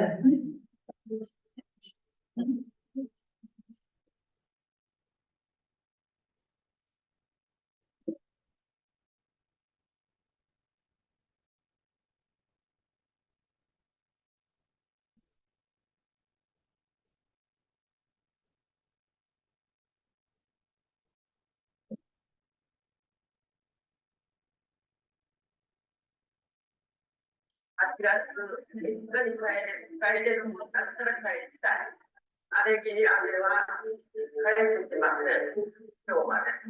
お姉ちゃん、今でも玄関の鍵開けとくよ。いつでも帰っておいで。ちっちゃい女の子は私の本気をつかまれて助けて。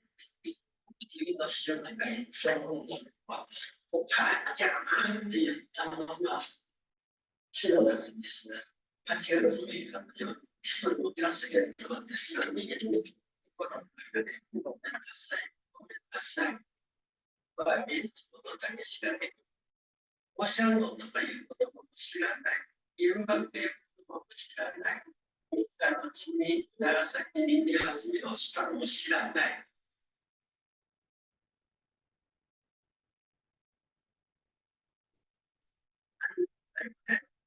1年間前に座ってます。もうあげよう。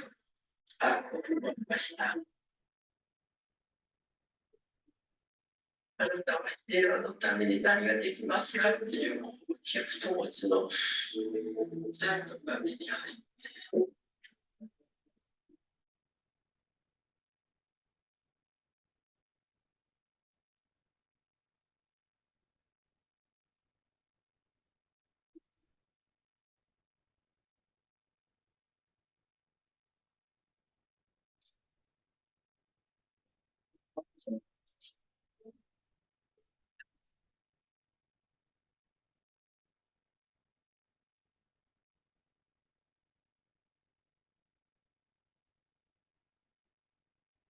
言葉が違う、話とか違うと、差別とか、貧困とかなくすために、世界平和、世界平和言葉じゃなくて、子供たちに普通の生活ができるようにしてやりたいな、それがお願いなんです。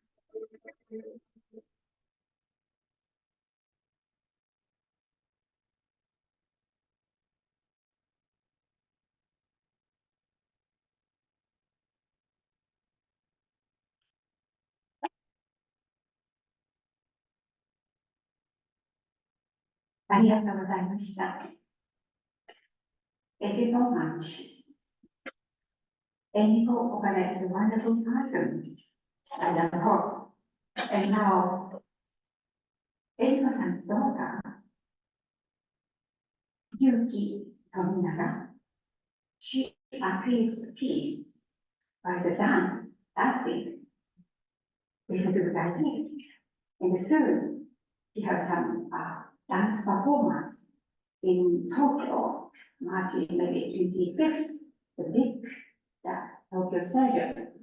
She found and she felt, so many things was Yuki-san's grandmother, Eiko-san, told many things. Now she kept in her mind, and she feels the dance, feels the dance. Please think about today is please think about what can I do for peace, each other, in Japan, in Hawaii, in the United States, in the Virgin, the times of the father in India. So many places we have to think about what can I do for peace. Now we face a very dangerous world. Many things happened. Gaza, Ukraine, or Myanmar, or many places, the fighting and the devastation about how to create peace by ourselves. This is my mom. She was 15 years old. I have no experience as a grown. I have no experience war. But only my family story. My mother and father were able to survive. But when I was 20, university student, never talked to me. They never talked to me. At that time, so many able survivors never talked to their own experience. But when I was 20, I think my loved grandfather died in front of me. And at the time, I thought, what the meaning of dying was, what meaning of death, what meaning of Hiroshima. I really want to speak what meaning of the Hiroshima. So I started to meet many people and devotion. I started when I was 20. Still, I learned a lot. Yes. And my mom at the time was 15 years old, student nurse in Hiroshima Hospital. But she survived. I don't know why. He didn't why. But everything collapsed and the building houses. She climbed up to the roof. So she survived. But my mother's colleague, friends, died in front of my mother. She really wanted to rescue their colleague, her colleague or friends, but never. This is a deep drama in her mind.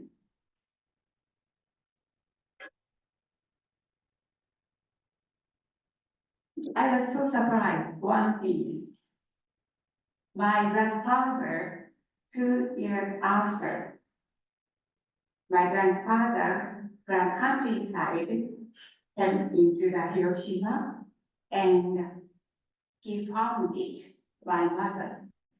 She arrived. So my grandfather asked her, please back to home. But my mother, that time 15 years old, she said, no, I have to do it for patients. This is my mother. It's the deep connect. Many times I asked my father. My father never talked to me. At that time she was in Hiroshima station, but never talked to me. I didn't know what happened. Under the mushroom cloud at the time.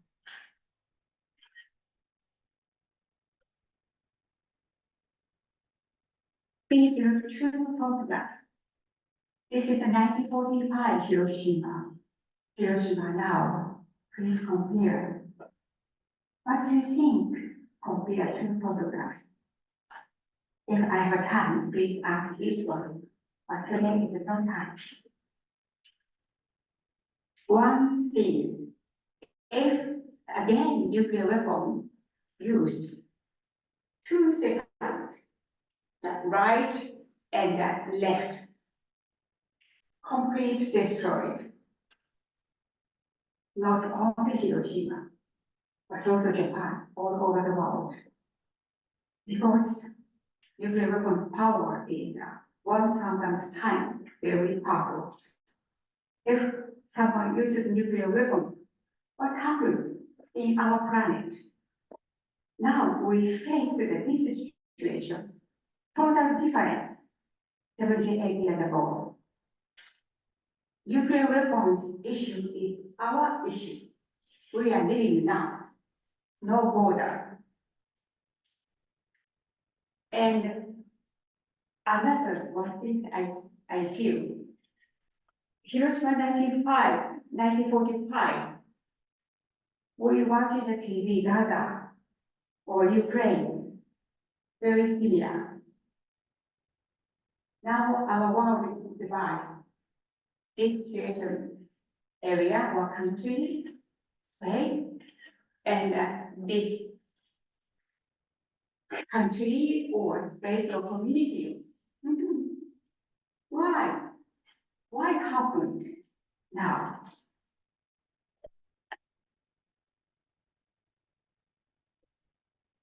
This is the number of a nuclear weapon, huge number.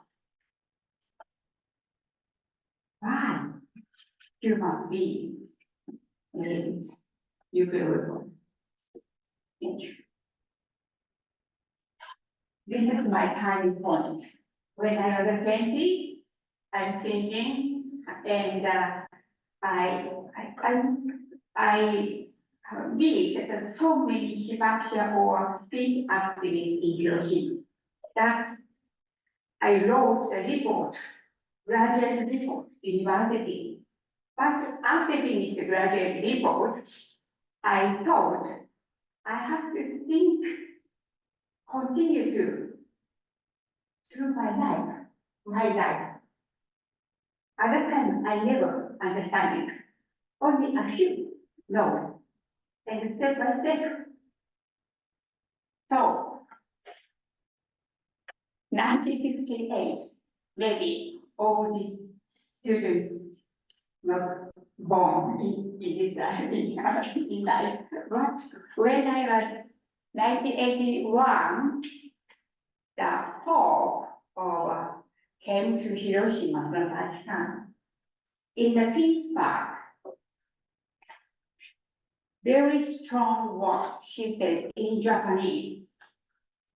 War is the war of man. In Japanese, 戦争は人間の仕業です。And to remember the past is to commit oneself to the future. This is very touchful and still keeping my mind.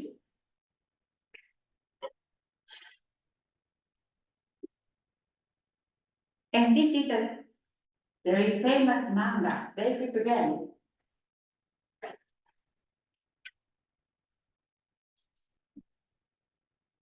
Do you know the Back Again manga? We never had some happens. Thank you, thank you.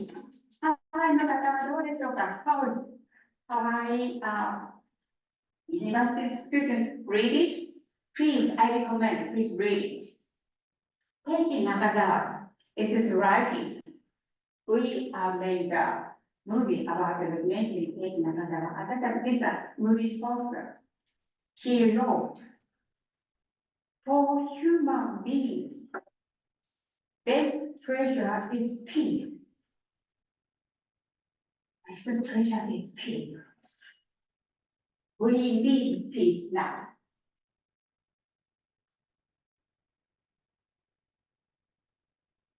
And so, I thought, I and me, and what is peace? Maybe she is the Zenthoefer for peace. like this. I was thinking, and I established a small grassroots NGO at Hiroshima by myself. At the time, only one. I started 36 years ago.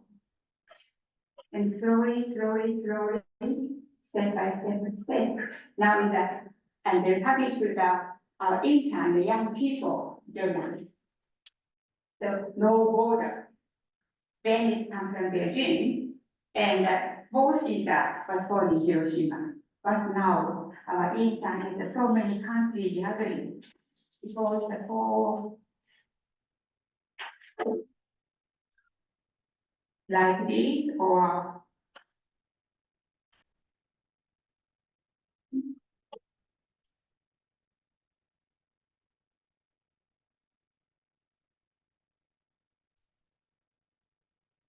now we have so many African young people join us. These countries come from South Sudan. Now is that come from Djibouti. And now one student come from Senegal, Khadija, studying at the university. She joined us. And last summer, she joined Central University students, 26 coming to Hiroshima. We have workshop. At that time, Kadi joined us. And she has a dance, very nice dance. Because why she has a dance? We have very serious dialogue at the time. But the atmosphere is very cold. So she showed the dance, African dance. So nice. Like this, each one has can do something for peace. A peace is a very small is beautiful. Small is beautiful. My philosophy. Ant is a very small ant. And another lady, Asian Network of Trust. Communities. Okay. What is the ant? I introduce you. This presentation by Ayako-san and Ben and Taya-san. She made this PowerPoint presentation. And Hiroshima NGO, grassroots NGOs, and so many of our friends or partners now is all over the world. Our small activity in the Philippines, Nepal, Pakistan, and near the border of Afghanistan. And Africa is Rwanda, and I visited South Africa and Burkina Faso. And our good partner is within Norway, UK, and Vienna. And yeah, this is a very recently we focused to the how to make a recall. This is a movie. This is the Lee Jong-un. He was a South Korean, during World War I. At that time, the Japanese army occupied the North and the South Korea. And so many South Korea and the North Korea people living in Hiroshima. So many people killed by bombing. He is a survivor. And she had so many discrimination when she was a child. And grow up, he was a survivor, victim of the bombing. And finally, he overcome his own experience. He around the world, for many times. He went to New York. He had a testimony for the young student, American young student. And she passed away 2 years ago. She told me, he told English sometimes. He told me, young people he talked to, you has no responsibility of the past, but you have a responsibility of the future. This is the last word. Lee Jong-un. He's a very good friend. After I donated this university, please whatever, or if you can, send it Hawaii or Yumi. Yes, this is good. Free our university. And another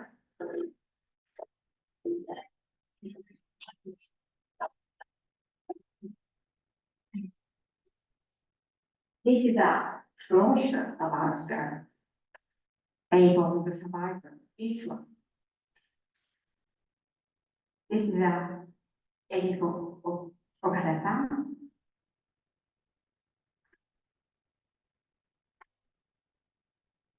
She's an artist, Toshiko Tanaka.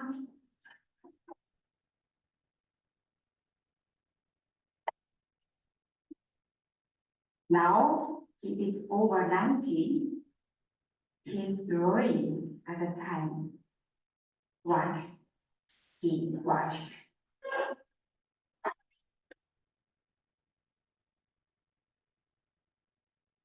Morisa-san, he was a teacher, but at the time he was a junior high school student, and he burned his face.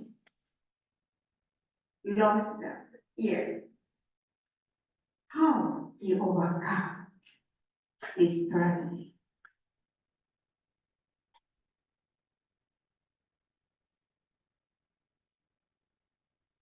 She was a, you know, the monument in the Peace Park, children's Peace Monument.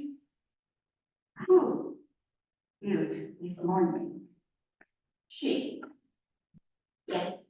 At that time, she is a junior high school student, first grade. She and her friends, and working together 3 years. And these children established a children's peace monument in the Peace Park.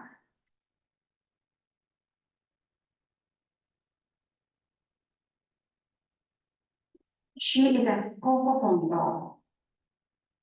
Her father is a Kiyoshi Tanimoto, very famous priest, Christian priest.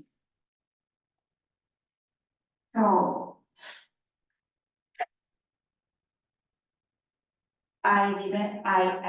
my friends, his name is Steve Okazaki. He's a very famous movie in United States. Is a White Light, Black Rain. He is a filmmaker. Please watch it. So nice, powerful movie. And we face next project is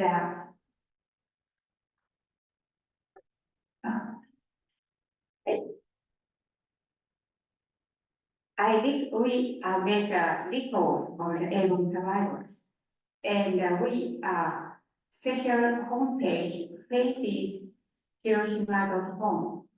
1 or 2 person in English, please watch it, this homepage. And we are continue to create a movie. This movie's title is A Voice of Hiroshima. Each of those voices each of those movie or another movie we create continue to. And another project is a childhood project. I will show them.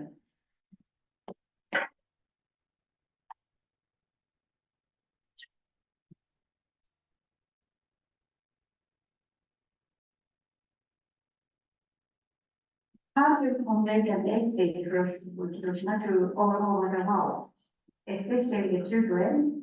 So I make so many different language of the childhood. This is a paper-plane journey, the real story of the Hiroshima. And this is another book. This is a diary we published in Afghanistan or Pakistan after the earthquake. I think how to use our experience in Hiroshima to help the people. These people face very difficult situations, conflict, war, or natural disaster, or climate change. So many things happen. How to use our experience, how to use our power to help other people all over the world. This is a continue to publish in Afghanistan, this is in Pakistan. And this book is so many countries language we paste to the book, and Tyler-san explain about this. This is Kazakhstan story. We translate Japanese to English and English and so many languages. Now we have 39 languages, and we send them to every country or places. At the pandemic time, the Thailand is 150 books made. The Laos language, Laos. So she sent to the book to Laos, and the Laos NGO distribute each book all over the Laos school by herself. And the small things, but we are collaborate, very powerful and very beautiful for each one to reach. And Ben and I have some, this is the English version. Maybe for the Hawaii, I have some, use the Hawaii. And this is the diary. Afghanistan, why I made this book. 20 years ago, one girl came from Afghanistan. She lost the leg, the mind. So she lost a leg. At that time, she was very lonely and new legs present by company, but they each cannot walk. At that time, I used to this book. What is the peace, student peace monument? So she understood it. And at that time, the little Safi, Afghanistan's men, company with her. And she cried under the peace monument, crying. And he said, Tomoko, Sadako is saying our children, Afghanistan. So he asked me, please, this book sent to the Afghanistan children, and I read it. But at that time, the Afghan is very difficult. So I went to Peshawar, read this book, and the Pakistan is come from Afghanistan to the Pakistan Peshawar. I read several times, and finally we made it. And Japanese JICA people brought his book from Japan to the Kabul, Afghanistan, and they are distributing. So many people cooperate for the children. This is the story.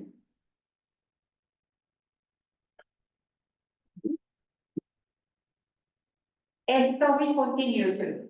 Our friends is the Pakistani, and the Bulgaria is a maker animation. Typical Pakistan animation. No, Miyazaki Hayao, Japanese, totally different design, but a very good animation. And supporting the international campaign of the ICAN international campaign, welcome. We are now Hiroshima is a partner and work together. Saito, she was a survivor. She was born in Hiroshima and married Canadian. Nobel Peace Prize got the item at the time. Very powerful and beautiful speech by her. Saito is a Hiroshima survivor. Very close.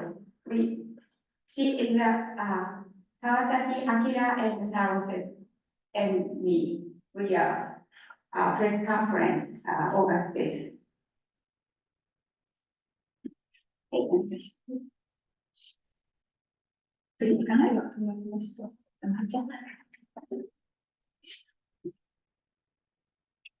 I don't know.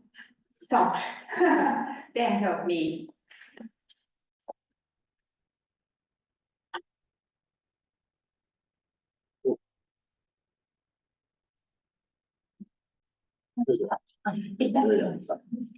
And families, we have. I want to explain again what survival trees. Still now, 106 trees survived in Hiroshima. 106 trees survives now in Hiroshima. And we are guided to these elm trees. And I asked people, please meet trees. Listen to the voice of the trees. Yes, if you want to, we guide too. And so, touch the trees, listening to the voice. This is a very, very important message from trees. And there are so many injured still now, but she survived. And one of the trees, the Yuko, is a seed from Hiroshima to Chile. Recently, Chile is a fire, big mountain fire at Chile. So many people killed fire, mountain fire. They included the National Chile Botanical Garden. Inside, very small, the Ginkgo's baby from Hiroshima to the seed, planted the ground, now still is very young tree. She, or he, I don't know, survived in the fire mountain. And the children people think about this is our hope. But so sad. This tree is a take care of the 3 persons. The family, one woman and the 2 children take care of this tree. But she died fire mountain. Very sad. But I believe their love protects these trees. And we have to listen the voice of the tree. Tree is a representative of the nature, I think. Please speak to the trees. And I believe in Hawaii, the sea, the from Hiroshima Botanical Garden to the Hawaii. And the Hawaii people, now they take care. They grow up the trees. And Ben is a charge of the district legacy Hiroshima. Yeah, thank you, Tomoko. And so there's this initiative called Green Legacy Hiroshima. It was actually started between Aunt Tomoko-san in 2011 and the United Nations agency I work at, due to the former director left. and they formed this green legacy, Hiroshima, together. So the goal is to kind of spread the message of the silent witness of the Hibachi Jumoku, the survivor aegon trees around the world. So currently they sent seeds that have been picked up from these trees, such as there's one in Shukeien, a ginkgo there, that's a lot of those seeds that have been spread around the world, including the one near Hiroshima Castle, and as well as the one on Peace Avenue next to the shrine, next to the Anna building, the hotel. And right now there's seeds have been sent to over 40 countries around the world, including the US, Germany, Norway, South Africa, Costa Rica, and kind of with the goal of promoting kind of the environment through these trees, but also peace and kind of the message they bring to all these different communities. Yeah, thank you. In Yuta is a charge of Rei Hanasaki Hiroshima, this project.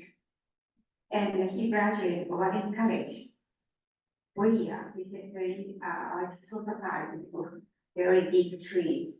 I rode to the sapling of the trees in Hawai'i College. And now it's Hawai'i College people who planted. And so now it's a grow up. And I think, maybe time is coming to very short and so many activities, include intern, please join us. Soon, 2 French university students will come to Hiroshima, join us. This is always remember now, it's so many, but now is a grow up, growing internet network. And back to the own country, Victoria come back to the German, she is a representative aunt. And Daisy back to the UK like this. But the small network, but this network is very important for us. I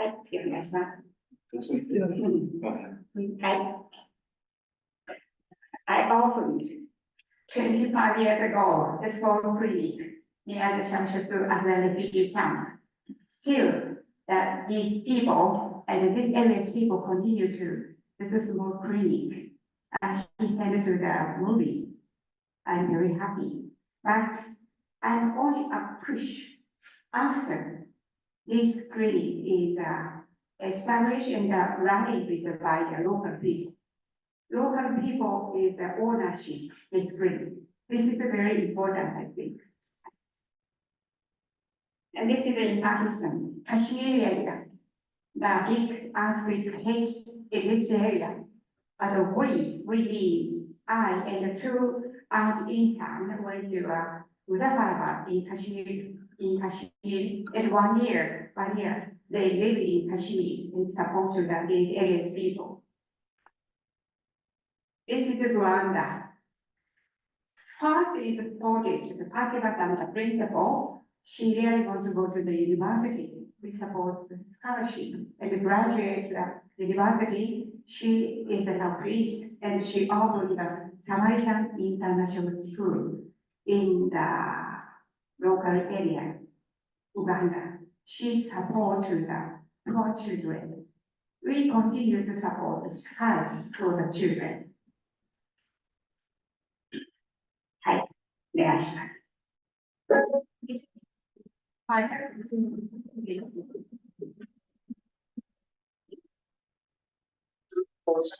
瞬間まで今度もね、被爆者の人たちは修理して殺されていた多くの人たちの声を代弁して、その背中にそういう人たちが背負って運動してきたと思うんですね。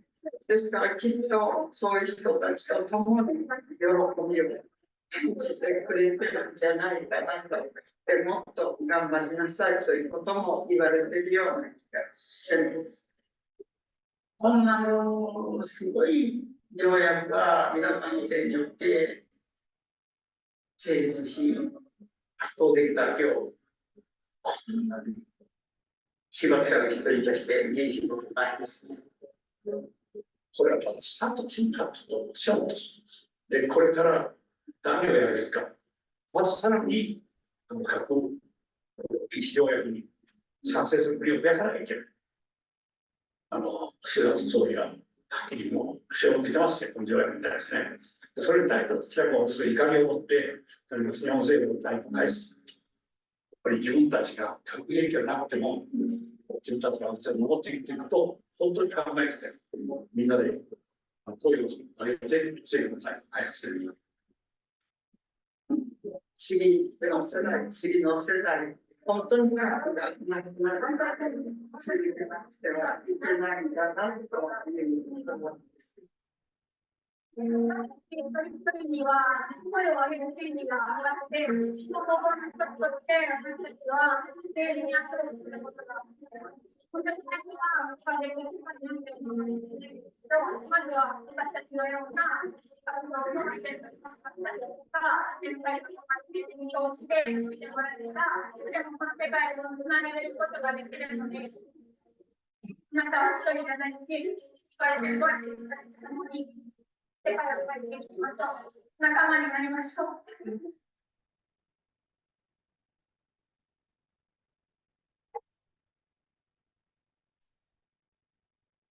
This is a finish. Thank you so much. And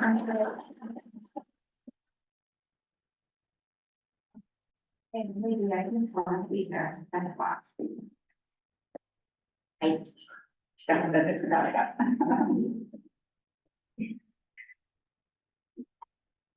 English.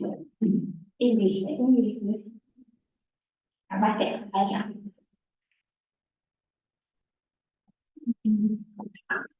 Thank you all for listening to us. And yeah, as you saw, there's many young interns at ANT, so you don't necessarily have to become an intern, but if you're interested in learning more about what we do by kind of local grassroots peace organizations in Hiroshima, yeah, please don't hesitate to contact us, come speak to us, and yeah, we'd be more than happy to discuss further with you. So yeah, thank you for listening.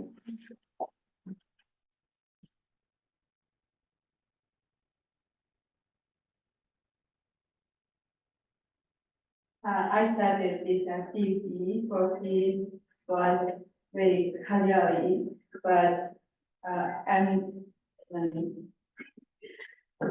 doing some things like this, so I can do this and you can do this. So let's do with us. Thank you. Thank you for listening. I think to make this is discuss your opinion and meet many people all over the world. So everyone think about this or their life and share your opinion. So discuss. Thank you.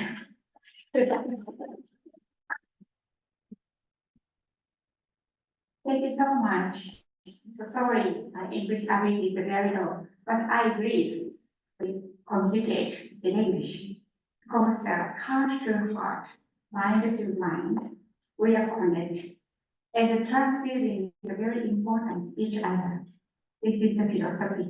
Only one philosophy. I have no power. I have no money. Only the Pakistan friends not for me. Tomoko, you will become only. But I know what I am. But I believe each other and trust each other. So we continue to, we have time, continue to keep it. This is often the new world, the new tomorrow. I want. Thank you so much. Thank you. ありがとうございます。Hawaii people. Thank you very much.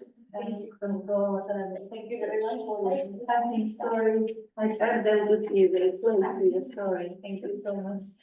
So, we have about 30 minutes for Q&A time. José, are you here with us? Yes, I'm here. Thank you so much. That was wonderful. So we have about 30 minutes for Q&A. So from the Hawaii side or from the Hiroshima side, we can discuss and or we can exchange your comments, questions. I'm going to share some of the comments in the chat just because I don't think everyone that's out there can see the chat. So we have someone here in Hawaii that said, thank you, A&T Hiroshima, for all your continued work and projects to build mindsets that perpetuate peace and nonviolent ways of being and living. The more people that adopt these peaceful mindsets, the more hope there is for the future of our world. So thank you.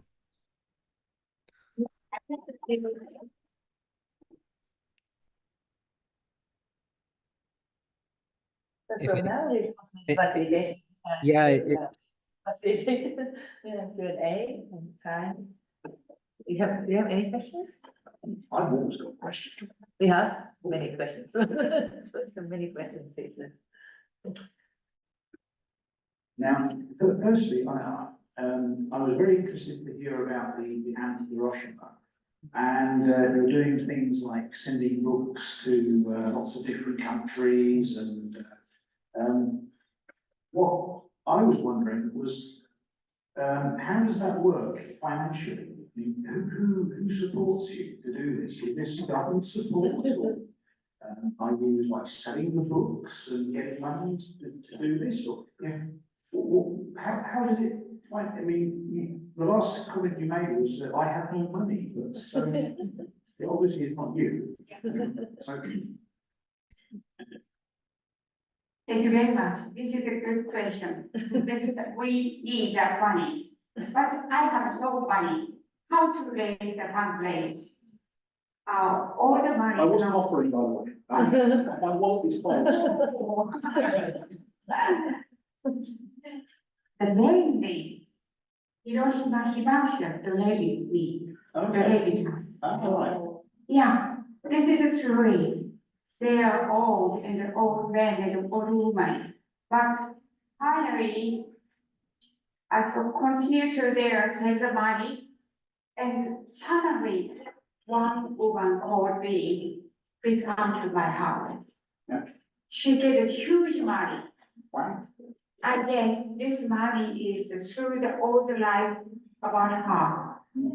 And so I, on my back, like a shoulder, like ants, from Japan to the Pakistan and Israel, there is more green, like this.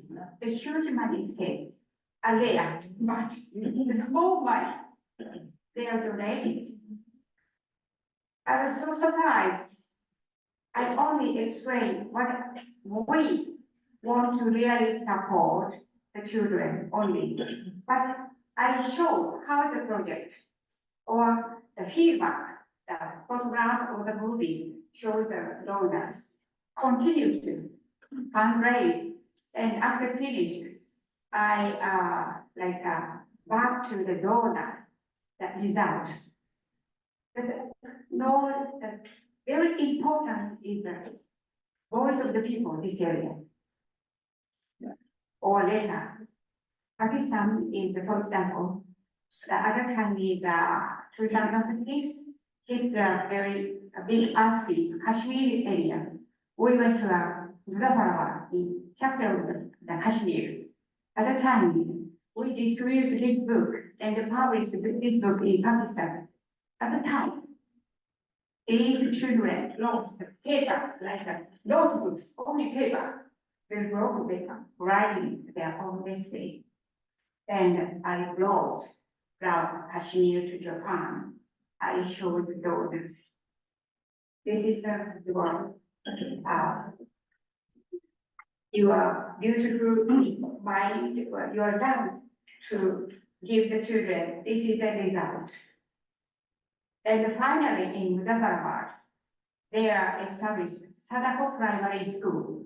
They opened by Muzaffarabad people, by themselves. By themselves, this is very important. We are push for some, we are support. And our support is very, very small, but they understanding someone watching us. This is very important. So, like this, continue to, like a small ship is flowing the river. Still keeping this boat like this. Thank you. Very good, very important. Any other questions?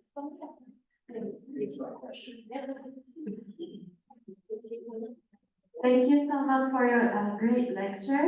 And I have a question that you're supporting many countries, like for example, Rwanda, Pakistan, and Afghanistan. I wonder how do you create network? For example, like do you actually visit each countries and then like, or also like in Japan, for example, like creating network with like with JICA. Thank you so much. This is very important. How to make a network.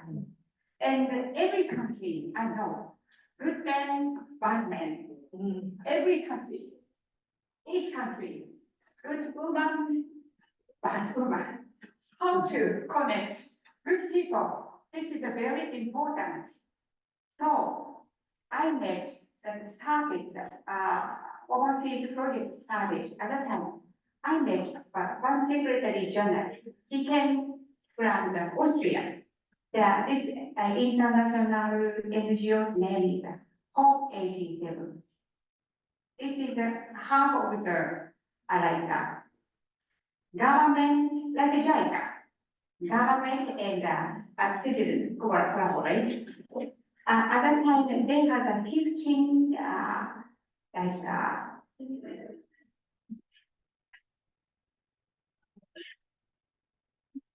I forgot the title of the name, country representative. So the Pakistan, the first contact is a Hope 87, Sholhaider, Pakistan, this Hope 87 representative. But another case, I met Ratan Kant. He's a neurosurgeon in Nepal. He's learning in the Hiroshima University School of Medicine. I met him. We make friends. He back to the Nepal. I suppose to still continue to 30 years. Yes. And the next generation grow up. The first ultrasound is John was born in Hiroshima.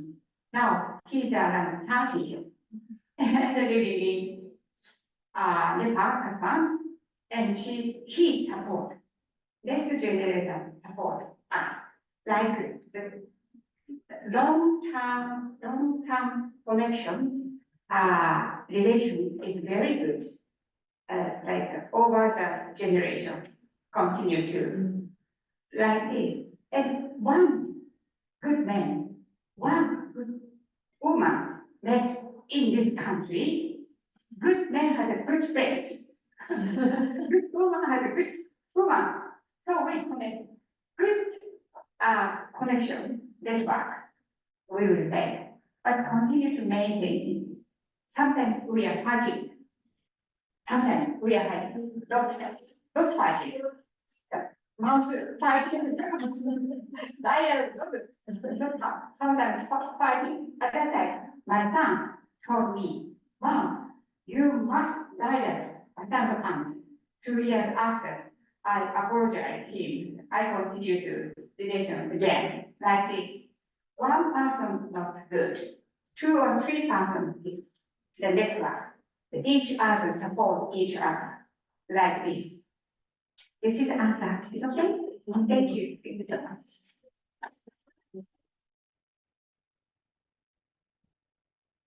Should I pass the microphone to you, Jose? Do you have any questions from the Hawaii side or from the community?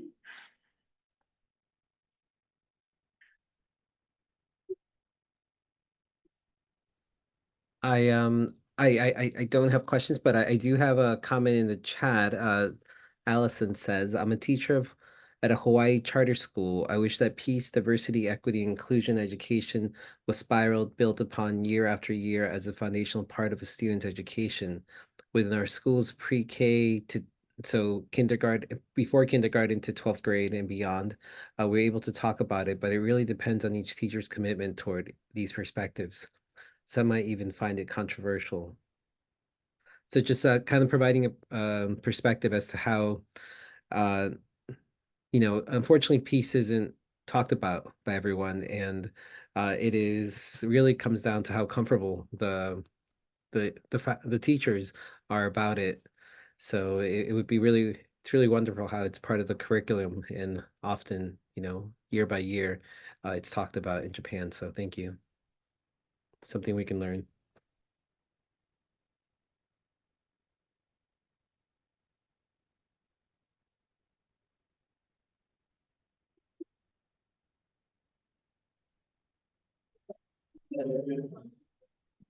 I can find so many comments here.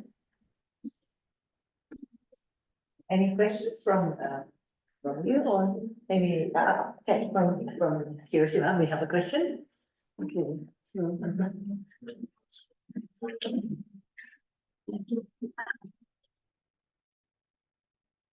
Yeah, first of all, I want to thank Dorinda for sharing us their stories about Pearl Harbor, and also the students of Hawaii. I also want to thank you, and we really appreciate it. It's an honor to talk to you guys. And I just want to have a question, and goes to all of you guys, and you can answer it however you want. Like, my question is, in today's day and age, there's so many information that we can take from the internet, from people around us, and the world is very, very small because of, technology, internet, Wi-Fi, social media, and everything. I just wanted to ask, what is your, what do you say that, opinion on, how can you tell the future youth to, what can they believe in? Because there's so much information out there. What do they believe in? What can they believe in? And how can you, teach them the right path? And is there even a right path in this day and age that we are so divided? And yeah, that's my general question, like how can you teach the youth to believe in your message and to understand your message, or make them choose the right path that you want them to choose?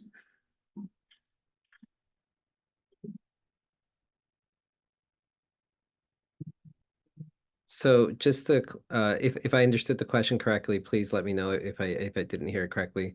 My understanding was based on basically all the information or misinformation sometimes that's out there, even with fake news. How do we know what to believe? Is that how do we teach the right material? Is that what you're asking? Yes. Yeah, no, that's a really good question. I mean, so what I always talk about is about how conflict happens because many times we end up so just I mean, this is kind of common sense, but we all have different lived experiences. We all have and from that we have different perspectives that we approach things. So even as though we are here today and we've heard, stories and testimony from a lot of wonderful people, we are going to take different things back with us. And so what I always encourage in all the work that I do is for people to have conversations afterward. So, you go to a movie, you go to like a sports event, you talk about that experience afterward. But we think about how many things do we experience? Like we go to a class and we just maybe take in information, maybe we just go to the next class, or we go to an event. So I would encourage folks to have conversations about what they're experiencing to try to narrow down what exactly was it they just learned, because it might be possibility that, you know, maybe not at this event, but at other events you might attend where there is misinformation. So just to get rid of like the internet altogether, you know, you could go to a workshop where they're sharing a lot of lies. But I think it's important to have those conversations to be able to have the intellectual capacity to capture like, oh, that doesn't sound right. You know, something's off here. Um, I think through the sharing of stories is very powerful because it's kind of part of the relationship building. And once more, that those conversations you're having is about the relationship building. I always love to talk about, you know, how do we develop some healthy, positive relationships? And I think it is through this information sharing, but also being respectful and trustful in the material that we're sharing with each other. Yeah, I mean, there's a lot out there. I'm not going to lie, and you know, it's but I think, you know, going to the right resources and always questioning. It's okay to ask why, or you know, if something doesn't sound right. Because and that's part of you know, when we talk about World War II and showcasing these different perspectives that we've had. We've only had a few shared today, but you know, there's a lot of stories about the Nisei veterans, the 100th Infantry Battalion and the 442nd and the MIS, Military Intelligence Service, that you know weren't shared today, and you know, there's stories from Nagasaki that weren't shared today, and there's stories of strong, you know, Filipinos that fought for the U.S. side, or people, you know, of African American descent that fought for the U.S. side as well. So there's all these untold stories. So I think the more we can kind of piece together some of these untold stories is essential, so we can get a better picture.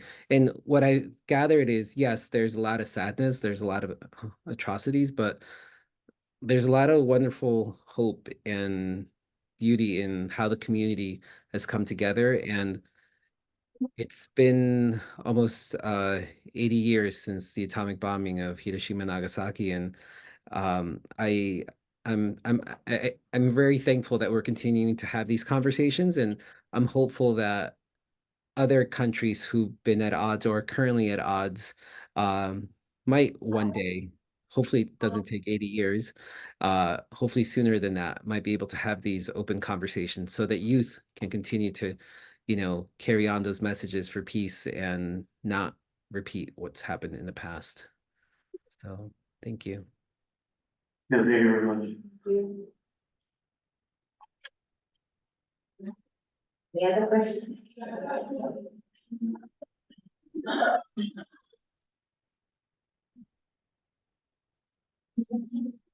Any other questions?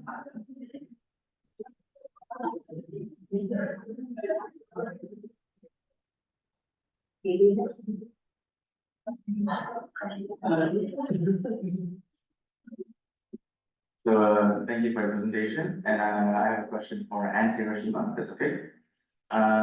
So you talked a lot about your activities concerning international relations in other countries, but I would like to know what you are doing in Hiroshima besides the green project that you introduced. Yes. Thank you so much asking me. And I want to ask you asked me, one thing I want to say. Each country has this is my opinion. Japan and the US or China or each country has a value inside logic.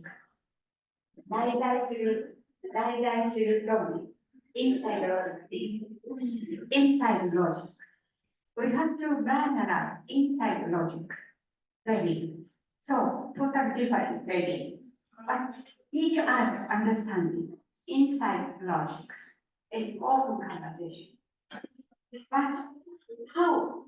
Which part is a similar, same?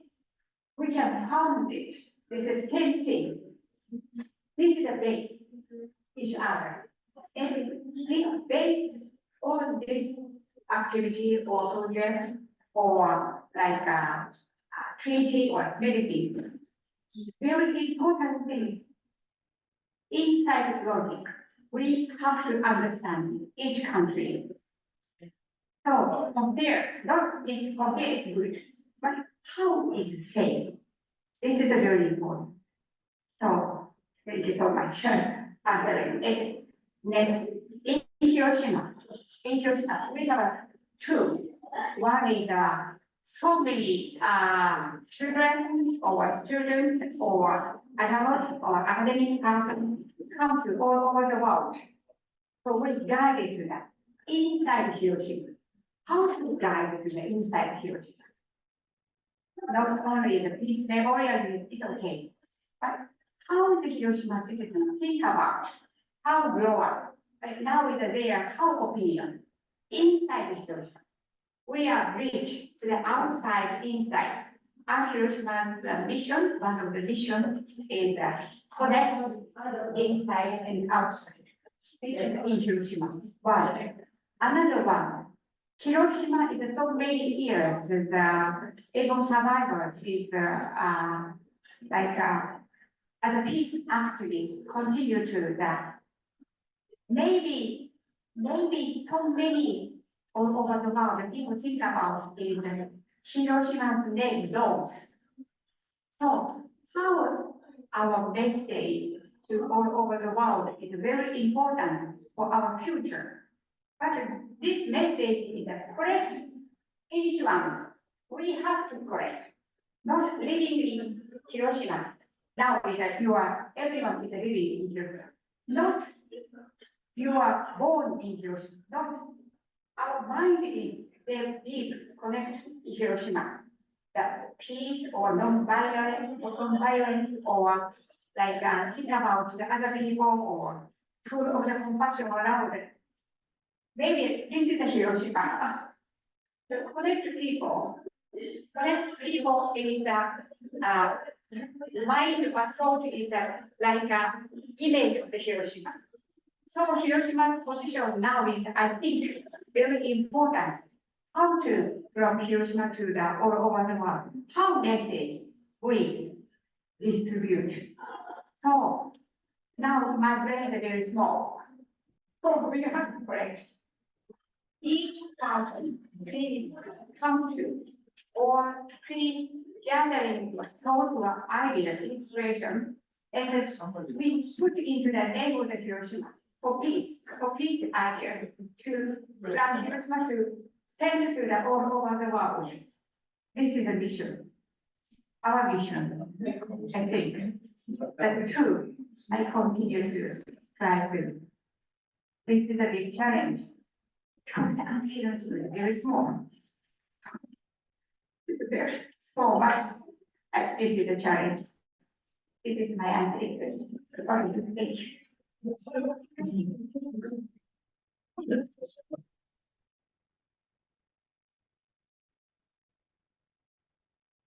From Hawaii. No questions from your side? Maybe we have so far many comments.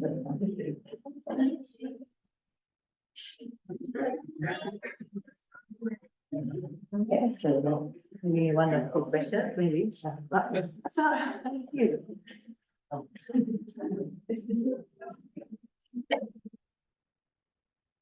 Hello, my name is Ron. I've been in Hiroshima for almost 35 years. And I used to teach at a university, and we would welcome university students from other countries, from America, to come and we do peace seminars. And outside of university, I've been part of several peace organizations. And as Tomoko was making her presentation, I said, oh yes, I remember Yuko, yes, I know Krishna Sensei. So living in Hiroshima, you get a lot of connections all over. Working at the World Friendship Center, people come from all over the world. And the most important thing, and I'd like to agree with everyone who's spoken today, and my old student who danced for us today, we are all just pieces of peace. When we talk talk about peace, it's not one big thing. It's all the little pieces, the little ants of us who are doing whatever we can do. So I encourage everyone in this room, I encourage everyone out there on Zoom to continue being your own personal piece of peace. Thank you. Thank you.